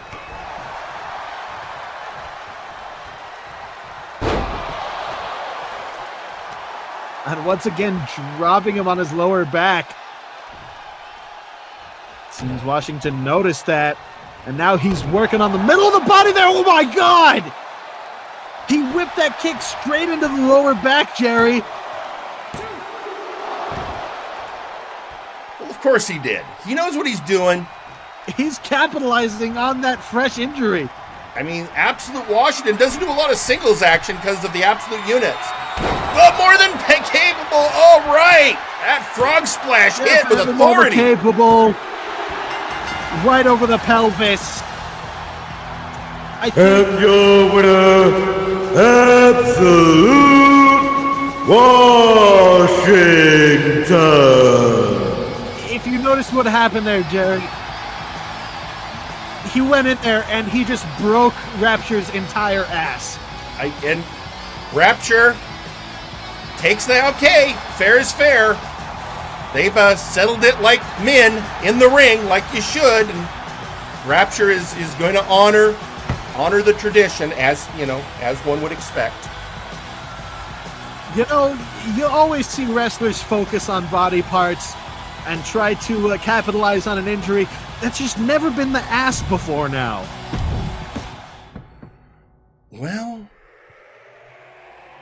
meanwhile, tweeting out on social media, Kelly, you know how many times we've seen Rapture botch a move? A lot. There. I mean, but yeah. I think you might need glasses. Has anyone ever asked him if he's gone to an eye doctor? Have we made him go to an eye doctor? Let's make him go to an eye doctor. All right, fair enough. Meanwhile, well, we still have a lot of exciting action, folks, but every once in a while we got to stop and take some time to pay the bills. So we will be back after this commercial break. The following message has been paid for by blood money. Have you ever witnessed a beloved JRPG mascot get brutalized? Perhaps a kawaii character from one of your favorite anime has been through a grueling battle. Or perhaps some jackass just gets off on inflicting pain to them. Well, don't just stand there. Pick up the phone today. Hello, I'm Mr. Butler from Hawaii Universal Protection Organization. Here at Kupo, we provide treatment and recovery for all the kawaii creatures of the world who have been put through the ringer. Our facilities include therapeutic counseling sessions. Alright, Inferni, calm down! I'm not Paul! Why did we sign up for this? Exercise regimens for full rehabilitation. Holy Jesus! Run! No! They never done told you not to mix up the greens in their diet! And of course, our serene and peaceful men wards.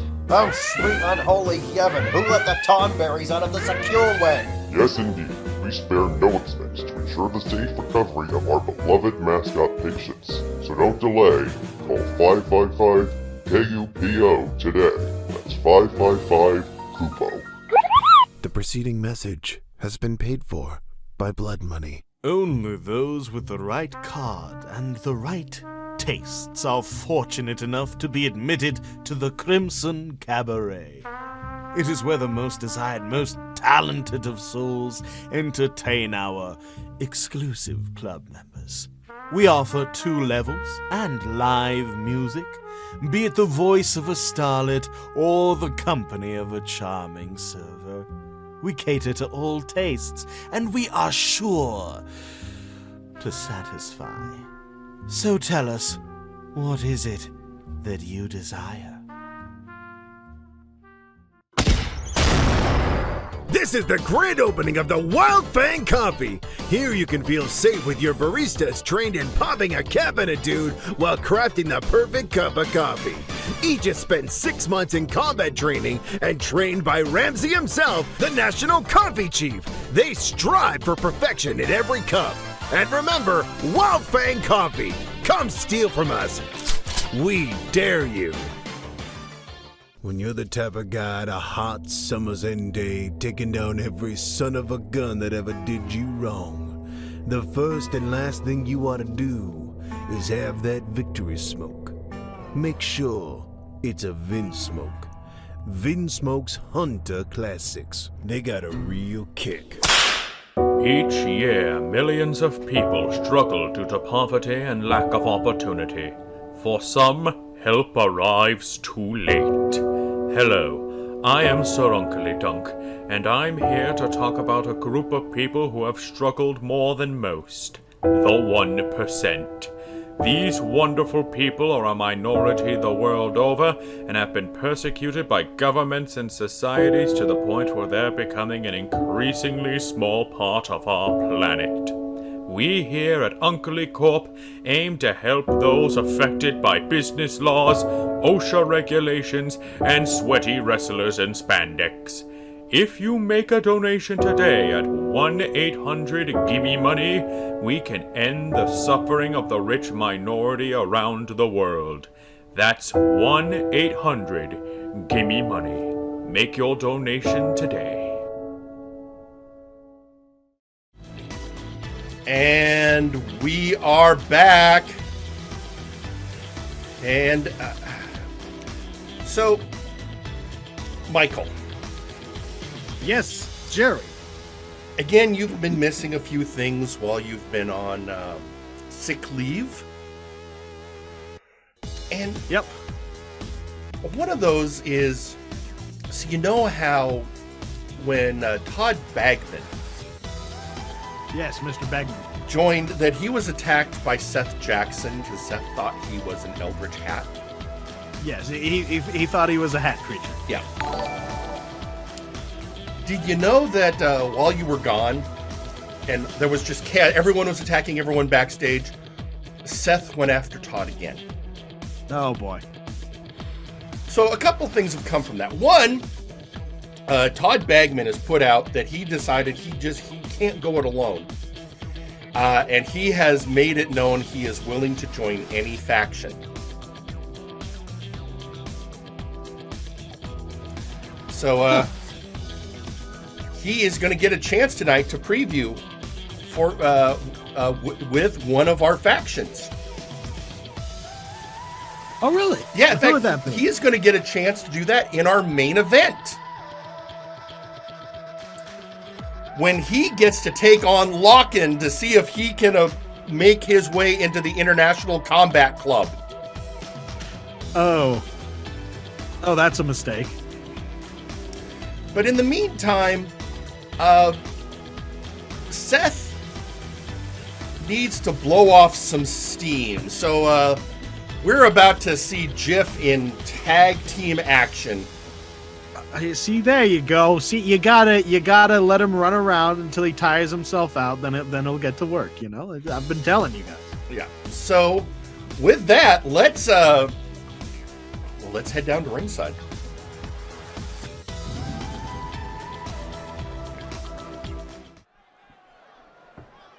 The following is a tag team match scheduled for one fall. Introducing first,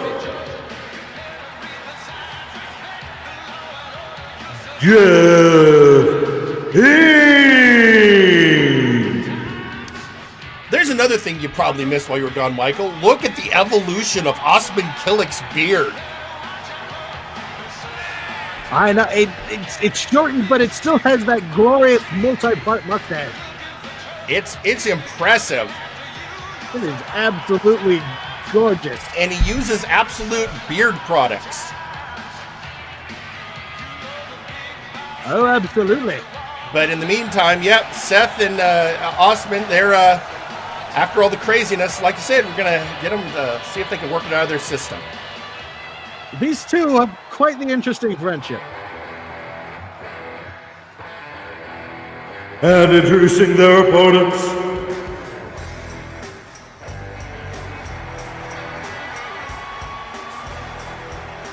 coming to the ring first, Baron Eldrazi. And yeah, I decided if he wants to have a challenge, all right. It'll give these two a chance to, speaking of guys that need to work things out of their system.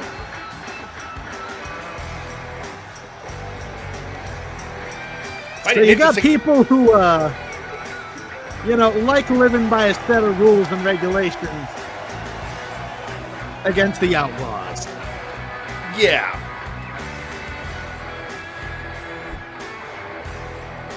That's going to be interesting. Mm-hmm.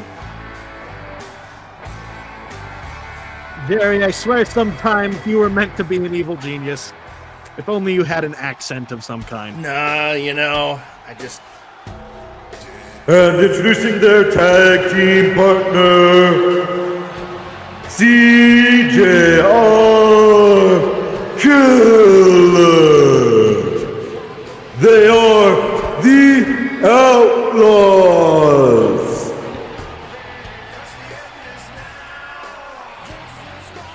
So yeah, I'm sure Seth is perfectly happy taking these guys on. But in the meantime, and again, it gives the Outlaws something to do. They are okay. They're not happy they didn't win the tournament to go face the Outlaws. I can't wait for CJR and Seth to get into a who has a thicker skull competition. That's a A fair point, actually.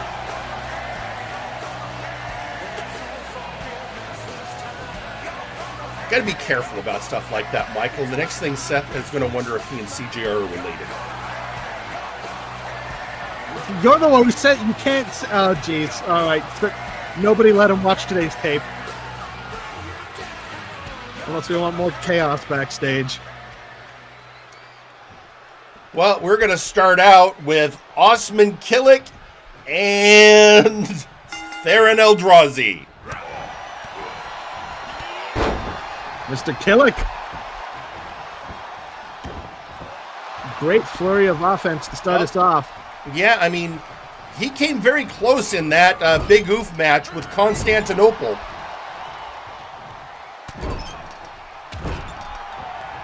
Driving those elbows in. And bringing Theron up. And Theron, oh, Pele kick. And immediately bringing in CJR. CJR coming in. Big right hand once again. You know, of course, Osman Killick, very well known for that Turkish wrestling. Very, you know, he's got that Turkish style, that catch as catch can. Very good technical wrestler. And a very powerful wrestler at that. Oh, yeah. He is large and in charge.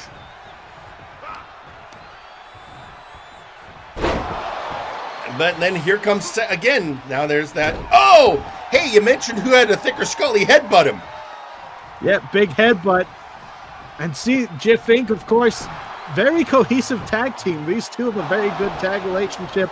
But they're going up against someone who has, well, pretty much the same thing as well as no boundaries in the Outlaws. Fair enough. No respect for the rules, no respect for anyone else's comfort or preference or anything of that nature. The Outlaws will chew you up and spit you out. They will put you in the hospital or worse if it means a payday. And they don't even need to be in the ring to do it. No. You see a car speeding at you, jump out of the way. Yeah, yeah. Meanwhile, they are the reason we block out the address on everyone's pay stubs. They are the reason for that. Oh, jabbing from Seth. Up and over goes Theron. Heavy-handed with those strikes, but then Eldrazi. And Seth cutting off the ring. Then Eldrazi wants to get ahead on Seth. He literally just has to think for a couple seconds. And here, well, up. Oh, just let him go. Ooh, powering through. That is a rough suplex right there.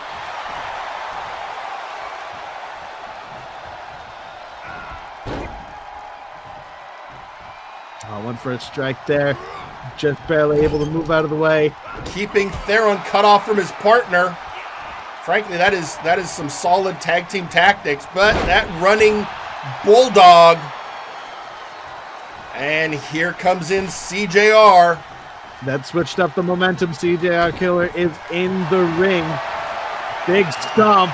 Uh-oh, I don't like where this is going. He's feeling it. He's feeling something. What's he? Oh, he's wrenching on the neck. Oh, that was interesting. Power. Theron expected Seth to interfere, and Seth's like, what are you doing? You know, he ran straight up, tried to square up with Seth. Seth just, he has faith in his partner here. Big elbows. Able to reverse out of it. Big knee to the gut from CJR Killer, though. These two just having a brawl here. I mean, this is a hoss fight, folks, right here at this moment. Oh, here we go. Oh! A press into that uppercut.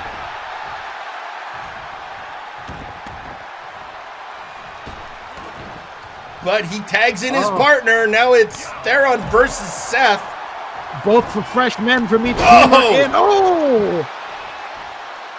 Pele kick. Yeah, it's springing off with that Pele kick. Oh, I think Theron just busted Seth open. 2. Kick out at 2. No, kicked out. We have seen Seth sustain quite a bit of damage over the years. And that's fair. If there's one thing the man is, it's durable. Oh, and there is the lawn dart. Lawn dart straight into that second turnbuckle. CJR killer.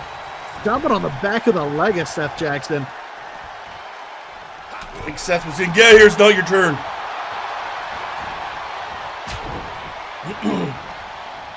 Now big into the arm. Oh, yeah, wait his turn. Oh! One of the things you got to be careful about is the agility of Theron Eldrazi. Yeah, the agility, the speed, the explosiveness of that he's an athlete. People just, see him as an asshole first and foremost and forget that he's a world-class athlete. And hanging Seth out to dry. Seth going to be hurting for that tag now. Perhaps a bit of a mistake there from CJR, not separating Seth. And you know what? That was a good move on Osman. He knew that he was going to have to... He came in knowing he was going to get an immediate attack by Theron and was blocking, but the second attack by Theron hits. That Theron very good at finding those spots, finding those little openings to get in some offense and turn things back around his direction. Come on! No using the rope, Theron. Just like Wonderball, I feel Theron Eldrazi has, he has the tendency to pull one out of the hat every now and again, He can turn things around quick. But Seth Jackson is back in, seems plenty energized and maybe a little pissed off. And again, quick tags by Jif. And once again, Theron floating over, going for that Pele kick, but Osman knew it was coming this time. I guess if your IQs aren't high, the egos aren't that large either. I think that's unironically part of the success of Jif. Leveler heads prevail because ain't not much going on in those heads. Staller suplex. Unfortunately, I was going to say unfortunately left himself open to Theron, but he was ready for that too. Osman is on a roll.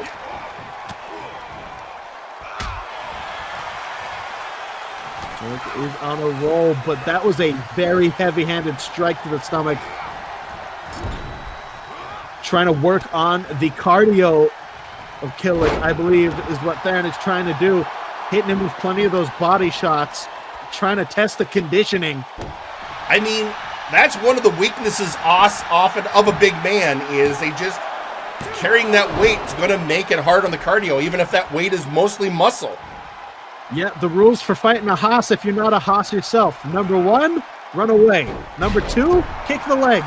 Number 3, pray. Oh, and it is one in the chamber. 2. Kick out at 2. Theron's going up top. Kicked out of the chamber. Oh! Another one in the chamber. Another one in the chamber. That is ridiculous. Oh, and Seth just barely breaks that one up.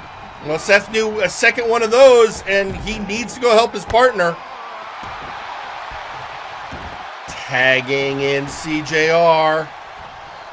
Oh, boy, the big man's in.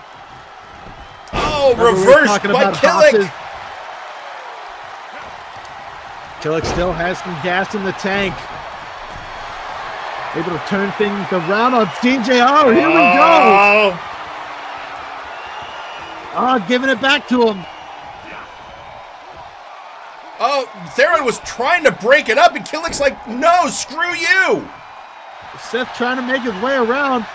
CJR breaking out. CJR has to break out by himself. Theron not, and again, Killick still in charge. Yeah.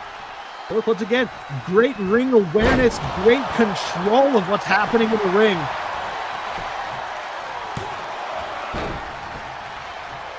Now, breaking it up there. Seth Jackson, though, going after Theron Eldrazi, tossing him out. In the meantime, Jawbreaker and an double axe handle by CJR Killer. CJR, a very heavy-handed competitor, to say the least. 2. Kick out at 2 by Killick.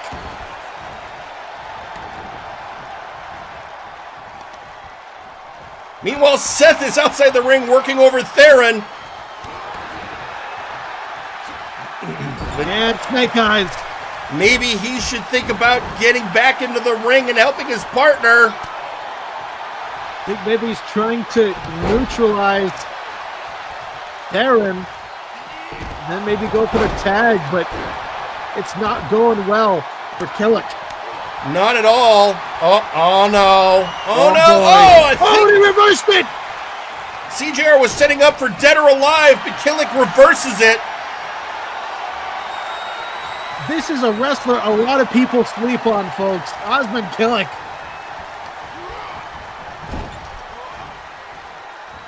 Incredible skill, but no. Here we is that go. going to be enough? The brutality that the Outlaws bring to the plate. Bringing back in Theron. And here comes back Seth. Oh! Trying to shut down the offense, those throws, those suplexes. Knee straight to the elbow there. Oh, now, here we go. What's about to happen? Yep, he was denied it before. Dead or Alive! Dead or Alive hits. It's got to be over. It's got to be over. Nope, Seth breaks it up. If Jackson breaks it up, reversal there. Oh! He's pancaked. Gets power slam for his trouble. Killick reverses. Man seems to have infinite stamina at times. Oh! But laid flat on his back once again. No. Oh! Bringing right in on the top Theron. of the pelvis. Oh! Oh! Drop kick to the back of the head. Killick's got to be gassed. I mean, he's done a great job, but he has done most of the work in this match.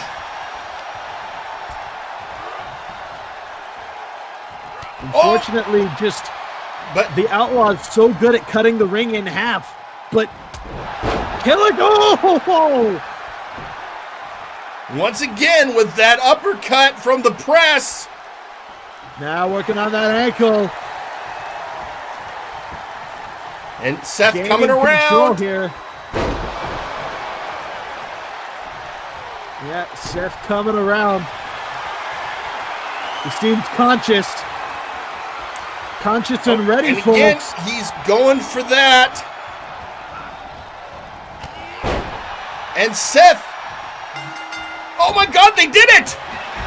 They did it! And your winners, Jif Inc. Seth cutting off CJR Killer from breaking the hold. I don't think that was a tap either. I think he knocked him out. I think he passed out, yeah. I think Killer choked him out. Either way, huge win for Jif Inc. Maybe this will calm Seth down now. Either way, also the fact that the winning hold goes to Osman. Maybe a little bit of hesitation now in the step of a certain constant nightmare. Hard to say, especially with everything going on. Especially when during that match, there was actually a social media tweet by Constantinople about Mr. Jackson saying, Seth, much like the facet of my personality I let on the mic for in-ring promos, they aren't the brightest of the bunch, but at least they're entertaining. So that's just sort of, Huh. Yeah, and then also tweeting out on social media, the Sandman, Jerry, You want the Outlaws to work things out of their system? You know who they are, right? They run on pettiness, spite, kendo sticks, and whiskey. That last one might be up for debate, but I digress. I mean, I know who Sandman, I've been dealing with him since I took this job. And then Graven tweeting out, thank God we don't have Seth mic'd up in this match. You know, we've done that before, and we've all seen how it turns out. At that point, Montoya and I we just stopped talking because... Yeah, it's just, man, I heard something about PB&Js today. Yeah. And I think I heard the phrase choke the monkey, which I don't even want to... Yeah, so sometimes it's best just not to... Just not to. Yeah. Just not to. Just not to. Yeah, so, we could literally put a bread clip on his shirt and he would think it's the same thing. It's fine. So our next match, well, before we get there, we had the recent tournament to determine who would face Kane at Ragnarok for the Nexus Titan Championship, and that match was won, and that opportunity has been claimed by Flyboy Bell. So let's hear from the number one contender right now. And just like that, I am the new number one contender for the Nexus Titan Championship. Lo siento, Gorwheel, but you did take your eye off me for just a moment. And now to focus on the present and the very near future.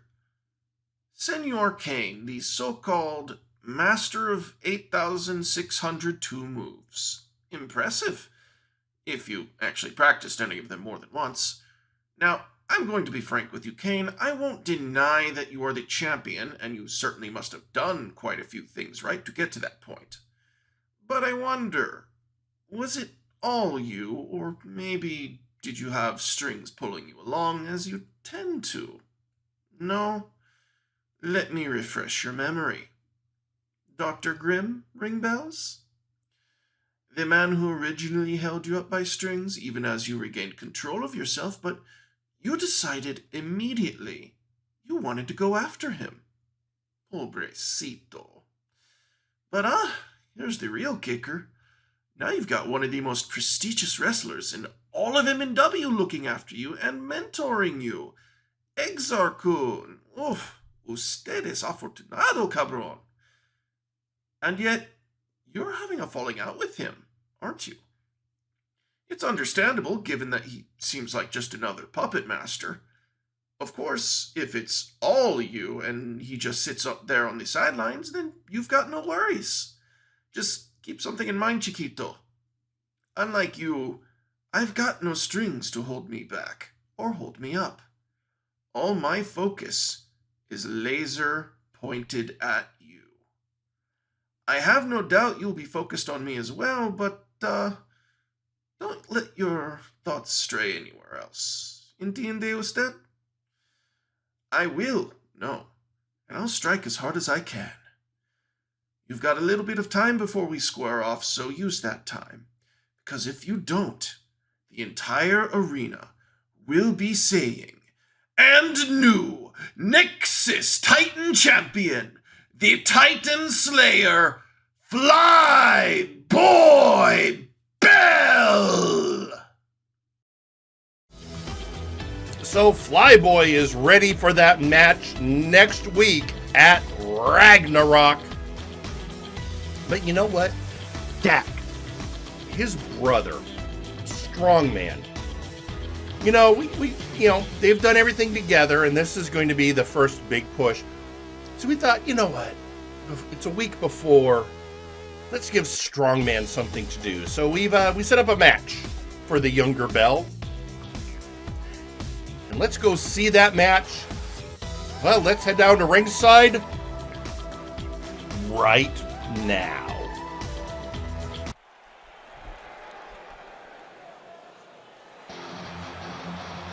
The following match is scheduled for one fall. Introducing first, Strongman Bell. This is the little brother. The younger brother. I don't know if I'd ever call him the little brother, but he is definitely the younger of the two Bells. This is a Full Metal Alchemist situation if I've ever seen one. And I've never thought about it like that before, and now I'm scared. Well, now I gotta think about it. And I don't even watch anime. I don't know anything about Full Metal Alchemist other than there's a big... I mean, neither do I. That's nerd shit. See, now you brought it up, and now I'm gonna get a whole dossier from Mr. Butler, and I won't read it. Anyway, Strongman Bell coming out for in-ring action. And I think we have found a suitably challenging competitor. Somebody who maybe also needs to blow off a little steam since one of their faction mates is going to be busy at Ragnarok. And introducing their opponent, representing VIP... Conquest Bloodline, Lady Boo!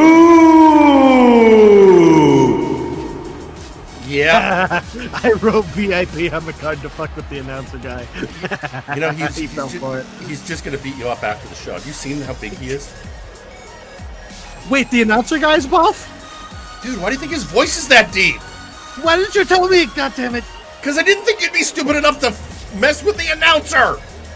Now you're messing up the entrance of the main event mistress. You know who else is going to be mad at you? My queen, my lovely lady, the main event mistress. You think she's going to be in all of her beauty? Do you think she's going to be happy you messed up her entrance? No. I'm going to wake up in a weird place tomorrow, aren't I? Yes.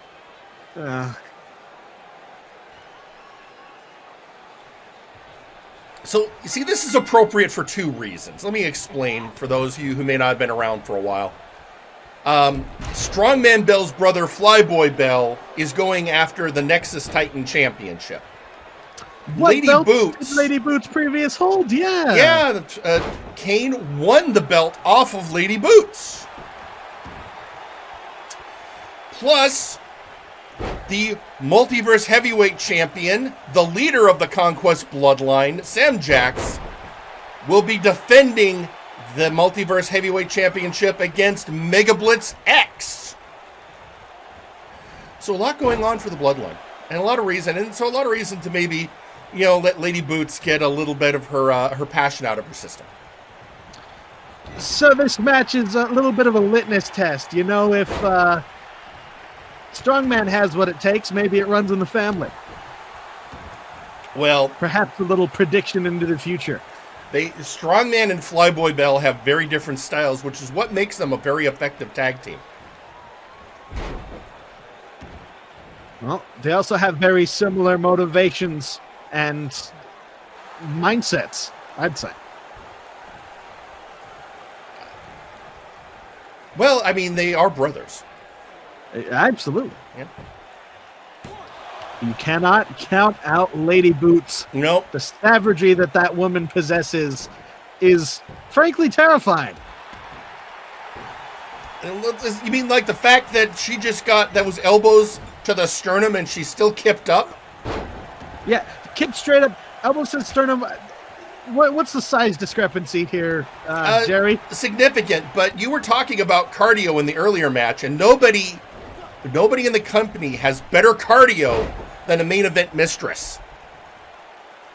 Yeah, it's almost like she's paid for that cardio, if you catch my drift. Anyway, whip into the corner. For somebody who's already cruising for a bruising, you just seem to be... Michael, you know about the adage about how to get out of a hole, right? Oh, she'll take it as a compliment.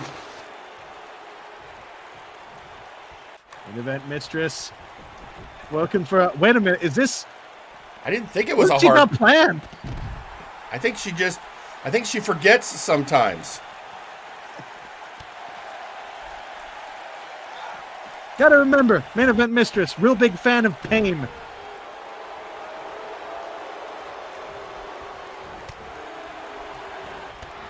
And, well, yes. There we go, trying to get Strongman all tied up and able to power out big lariat.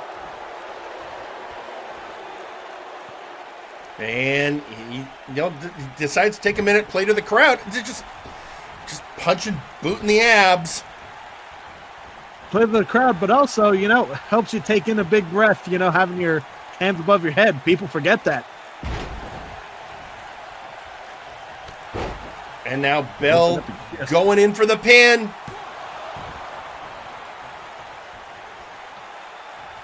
Bell here wrestling slowly, methodically, thinking about what he's doing.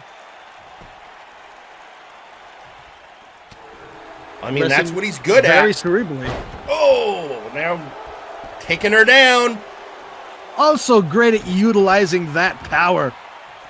I mean, if you've got it. Oh no, we know what this is going to be. Part 1. Yeah, I think we are about to see, ladies and gentlemen. No, I was going to call it the Oni combo, but he only did the press. He didn't do the moonsault. Out to the press, working on the arm there. I think he knows it wasn't over yet. He knows he's going to have to systematically pick apart Lady Boots in order to get anywhere. I mean, this just means he paid attention to her performance at the C101. Watched her title reign during her Nexus Titan run. Over the top, dropping the leg there. And going for the cover, kick out, barely one. Again. Deadliest boots in the game. And a head scissors takeover. Just the agility of a man his size. Incredible. And the strength to not completely fold from Lady Boots. And now he is basically telling the crowd, that it is time for the Bell Brothers. I mean, again, former tag champions, but you know what has eluded the Bells their entire careers? Singles gold. Oh, flying elbow to the back. Some chances for individual gold coming up here soon for Flyboy. And now we just saw his brother. He just did the Phoenix Rush, went for the pin. But again, Boots kicks out. You think this would definitely be a morale victory for the Bell Bros? I mean, sure, but then you've got Boots trying to build up the bloodline. Plus, again, I feel that Boots herself has a lot to prove since losing the Nexus title, although the bloodline have been doing great. Oh my God, Boots to the face. Yeah, no, there's definitely been some sort of a fire ignited within Lady Boots. Takeover, punch, they're just going back and forth. Here's the one thing you got to give credit for. The locker room knows that you do not take Lady Boots lightly. You're in a match with her. You treat her as the threat she is. Oh, absolutely. It's part of Conquest bloodline for a reason. They lust for conquest. They want more and more and more, and they don't stop. And so in order to be in a group like that, you got to be a threat. Well, and you look at who Boots has. I mean, you've got Sam Jax, Gorm, and Carnival. And yet she rides herd over most of them.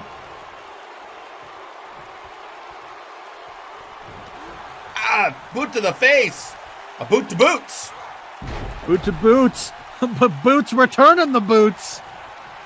Oh, here it comes. Ladies and gentlemen, the Clint Eastwood hits. I'm feeling glad. There we go, pick of the leg. Ooh, just dropping all that weight. That's going to tweak the hamstring, the ACL. That's going to stress the whole leg. Oh, and here it comes.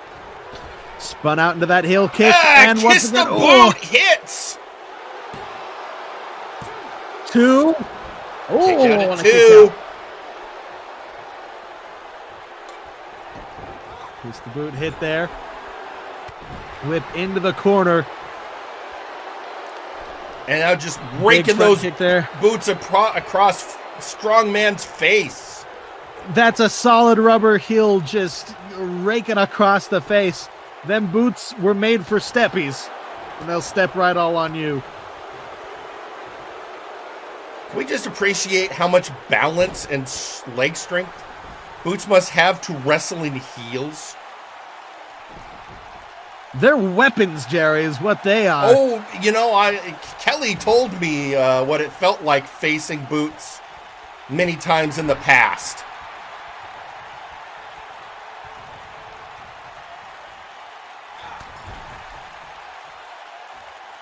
You've never had a stiletto thrown at your head at 1 a.m., Jerry? Because it hurts. There have been, you know what, there was some incidents back in HTW. Yeah, I figure. There you go.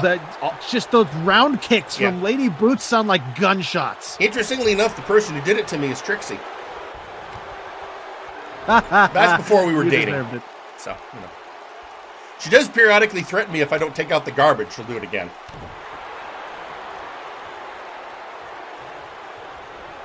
Meanwhile, Lady Boots into the corner. And going after knees to the back.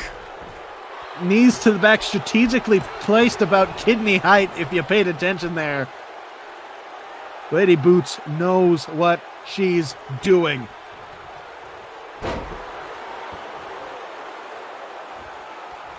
Strongman, though, trying to regain some momentum here. Stomp of his own. Now got a nerve hold on the shoulder there. Formidable Man has a lot of grip strength there. Now what's he got planned? Leg submission, working on those legs. Oh, but Lady Boots. Did you see that? She tugged on the back of his ankles. Again, power and leverage. You know, Strongman's got the power. Boots knows how to get the leverage. Yeah, she has an advantage with those long legs, you know.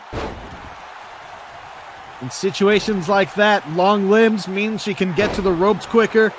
Means she has, you know, just a little bit more power when it comes to cranking out of those submissions. And, boot to the heck.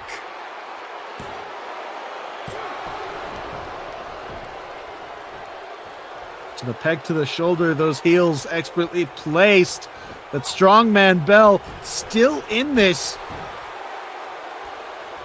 Taking quite a bit of punishment, but consistently showing off his power. But Boots showing off, you know, those kicks. Them kickies.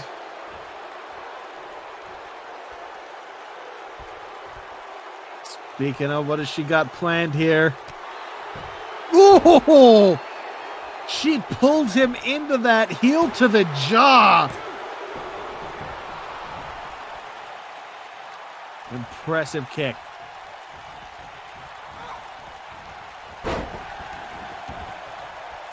And Bell getting her down.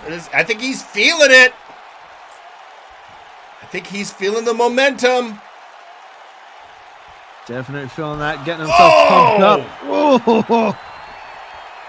That was a shoulder tackle from hell is what that was. Well, and then you have that that basically, you know, reverse moonsault headbutt he just did. You know, that Arihara moonsault headbutt is what that was. That was insane. Gets her up, just the power of Strongman Bell. And drops Lady Boots on the her face. Moonsault.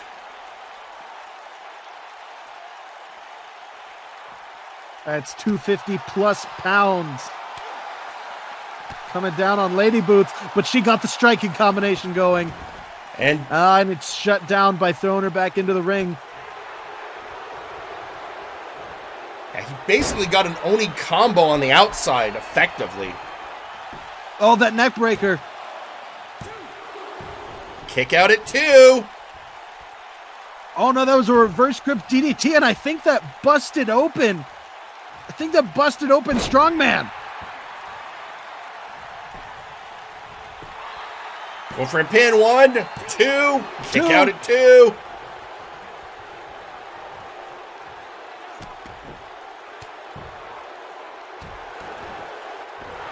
And right back up. Did you see she drove the heels into his chest on her way back? Did.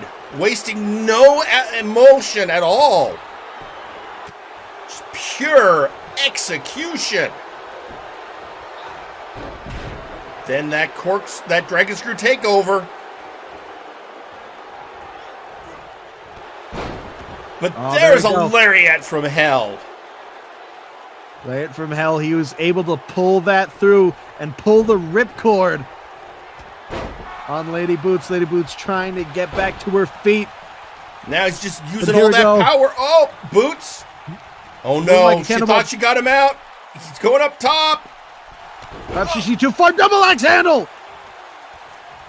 Well, I think this is it. Straight to the forehead of Lady Boots and rolls into that senton. Rolling Thunder. The Phoenix Rush hits again. Here we go. Got right up into the power bomb. There it is. In the bomb pin position. What the? Oh, Exarcoon. Exarcoon. The hell? Oh no. That's Kane's mentor. Flyboy's facing Kane next week. A little bit of help from a Sith Lord to a mistress.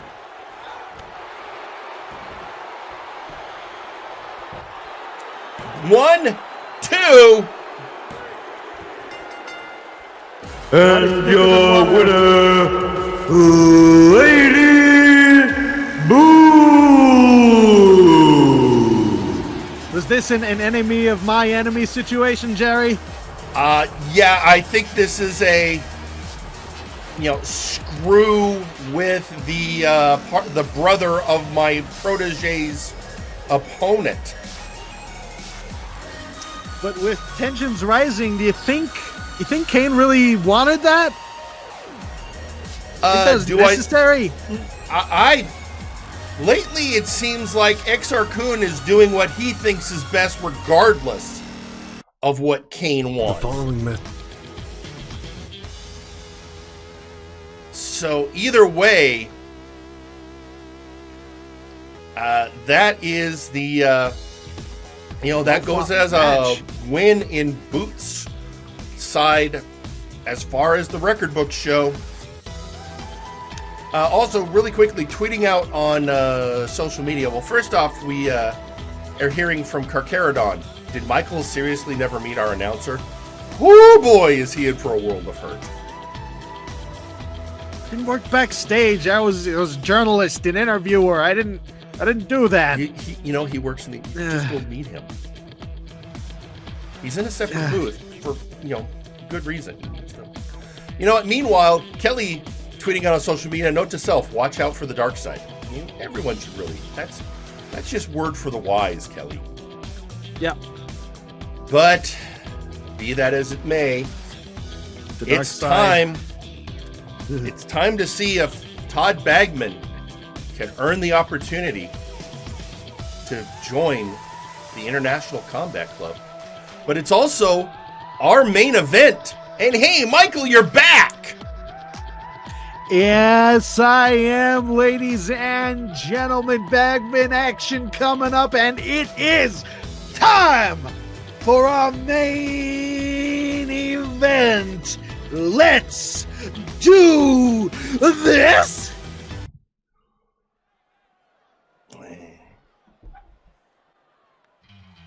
The following match is scheduled for one fall and is your main event. Introducing first, Todd Bagman. And a man of action, of surprising power, and you know what? I don't know why, but I really like him. Yeah, other than the fact that someone has started a hashtag BagMeDaddyTodd. Oh, Never mind. I take it back. But I mean, in his relatively short time here in MNW, Todd has shown himself to be an effective wrestler. It's just for some reason, Seth Jackson keeps thinking he's... I mean, I could point out several things to show that Todd's not a hat, but we'll maybe get into that later. And introducing their opponent, representing the International Combat Club, Lachen. Ladies and gentlemen, the funniest man to come out of the German super soldier program, Lachen. That's right. And, you know, a lot of people, they're trying to find the most brutal, violent people they can to join the ICC. Last week, we saw Power Surge take on Nice Ice. Probably the best match of Power Surge's career. Now, he didn't win, but it was the best performance I've seen from him yet. I'm still keeping an eye on that kid for opportunities, but in the meantime, here we go. Bagman has quite a mountain to climb in this match in our main event. Well, we'll see how he does. Because how do you impress a man as powerful, as charismatic, and as impressive as Lachen? How do you impress him? How do you get on his good side, especially when it comes to combat? Well, apparently you bring it. Is the answer. You bring the violence. That's what he's looking for. Yeah, and that's what he's certainly doing to Bagman, testing his testicular fortitude, if you will, just beating him senseless. He has not stopped on the offense since we have been talking, Jerry. Well, I mean, that is the International Combat Club's raison d'etre. Bring the brutality, bring the violence, show that you're there for a fight. But Bagman now laying in these elbows and knees. He got out of that by delivering a hell of an elbow to the face of Lachen. Now he's got him tied up. And Lachen breaks the hold and brings down Todd. And, you know, I've tried to explain to Seth that when hats take over, they change your color so you become the color of the hat, and Todd is still flesh colored, but he just said what? Colors, I thought they were still working on that with him. Maybe. I don't know. I just, you know, I try. 2 count for Lachen. Now going after the eyes within the bag. Within the bag. Absolutely dropping him. The lower back of Bagman's got to be hurting after that.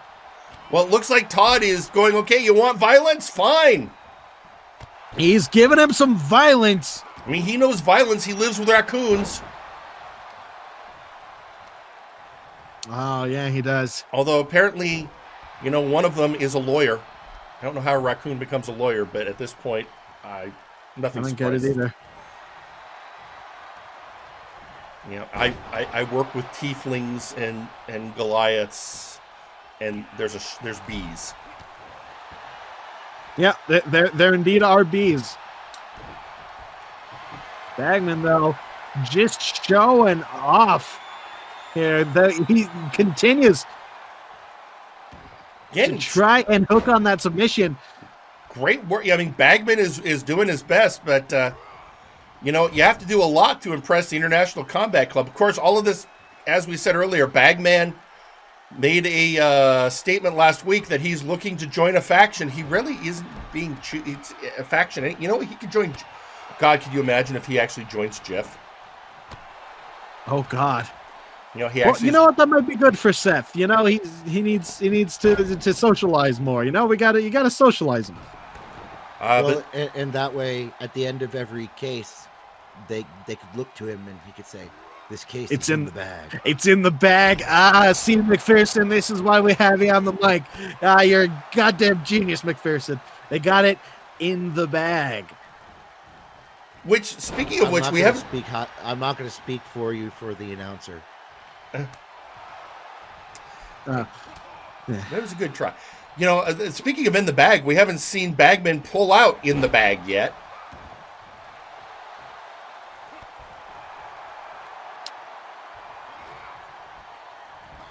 Although he is hanging him out to dry.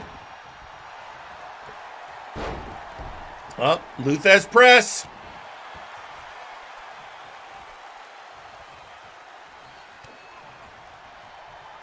Luthez press now on underneath. This is a bad position for Bagman. He tosses him, catches him into the German suplex. And two, and... Lachen, of course, a master of the German suplex. Or as he calls it, a suplex. Yeah. Up one. All right. And the German suplex lariat combo. I think this is the main. Two. Oh, I'm impressed. Oh. Bagman managed to kick out of that.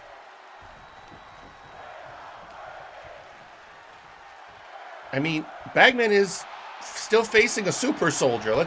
Although let's face it, Bagman's in great shape. Yeah, no, he's super well conditioned, you know. He lives off of a lean diet of dumpster grapes and whatever protein he can find.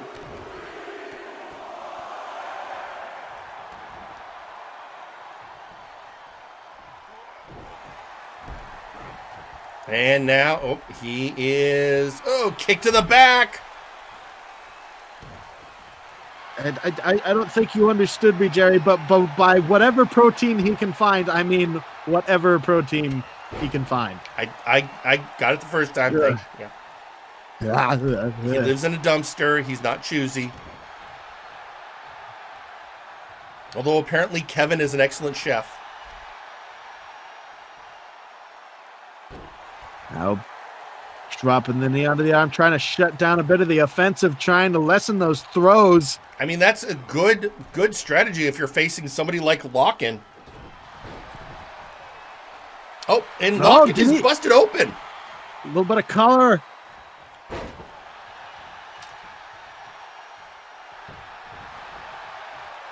Attempted boot there. Too quick. The agility of Bagman is impressive as well. I agree. He's doing, he has, as I've said, he's been doing some impressive work. Oh! He's like a little dynamo. There's a lot of power in that lean package. And, just wrenching the leg. Just wrenching the leg after those elbow strikes to the abdomen. That's not just putting pressure on the leg. That's putting pressure on the abdomen.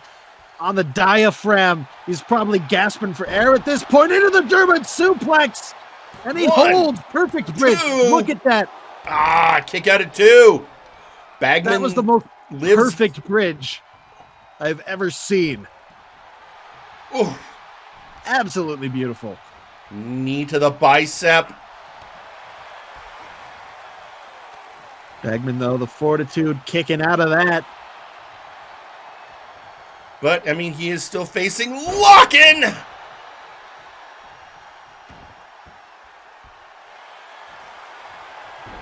Now getting... armbar. Yeah, you're going from fighting the likes of Seth Jackson to Lachen, who is a super soldier. A man who was bred and raised to be the perfect instrument in the art of war. And yet just wants to make people happy. And he does frequently. All right. Making him humble. Once again. Or maybe not that humble.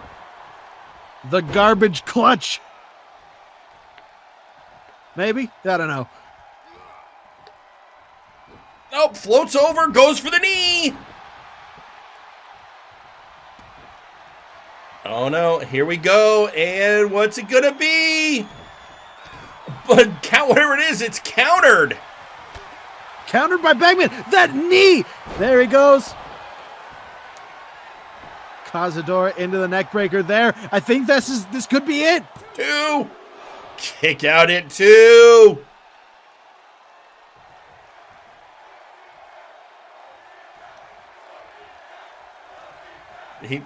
Bagman's got the crowd worked up. They're chanting for him. Could he do it? Could he beat Lachen? Could he maybe earn his way into the International Combat Club?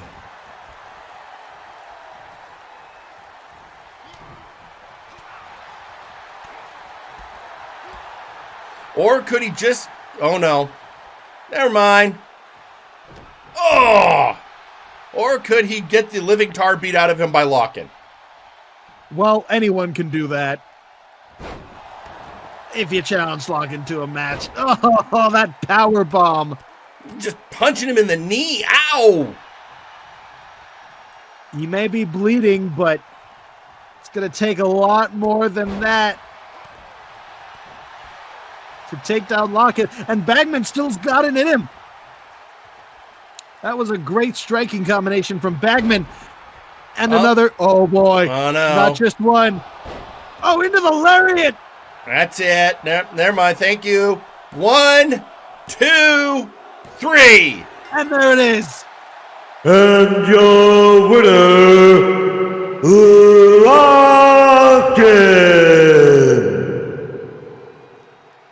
And there you have it. Lachen with the victory. So, I mean, not a bad job by Bagman and anyway, but I don't know if he really got the man to bleed. I mean, yeah, he made Lachen bleed, but I don't know if that's enough to earn his way into the ICC. Just saying. I mean, it's a tough group of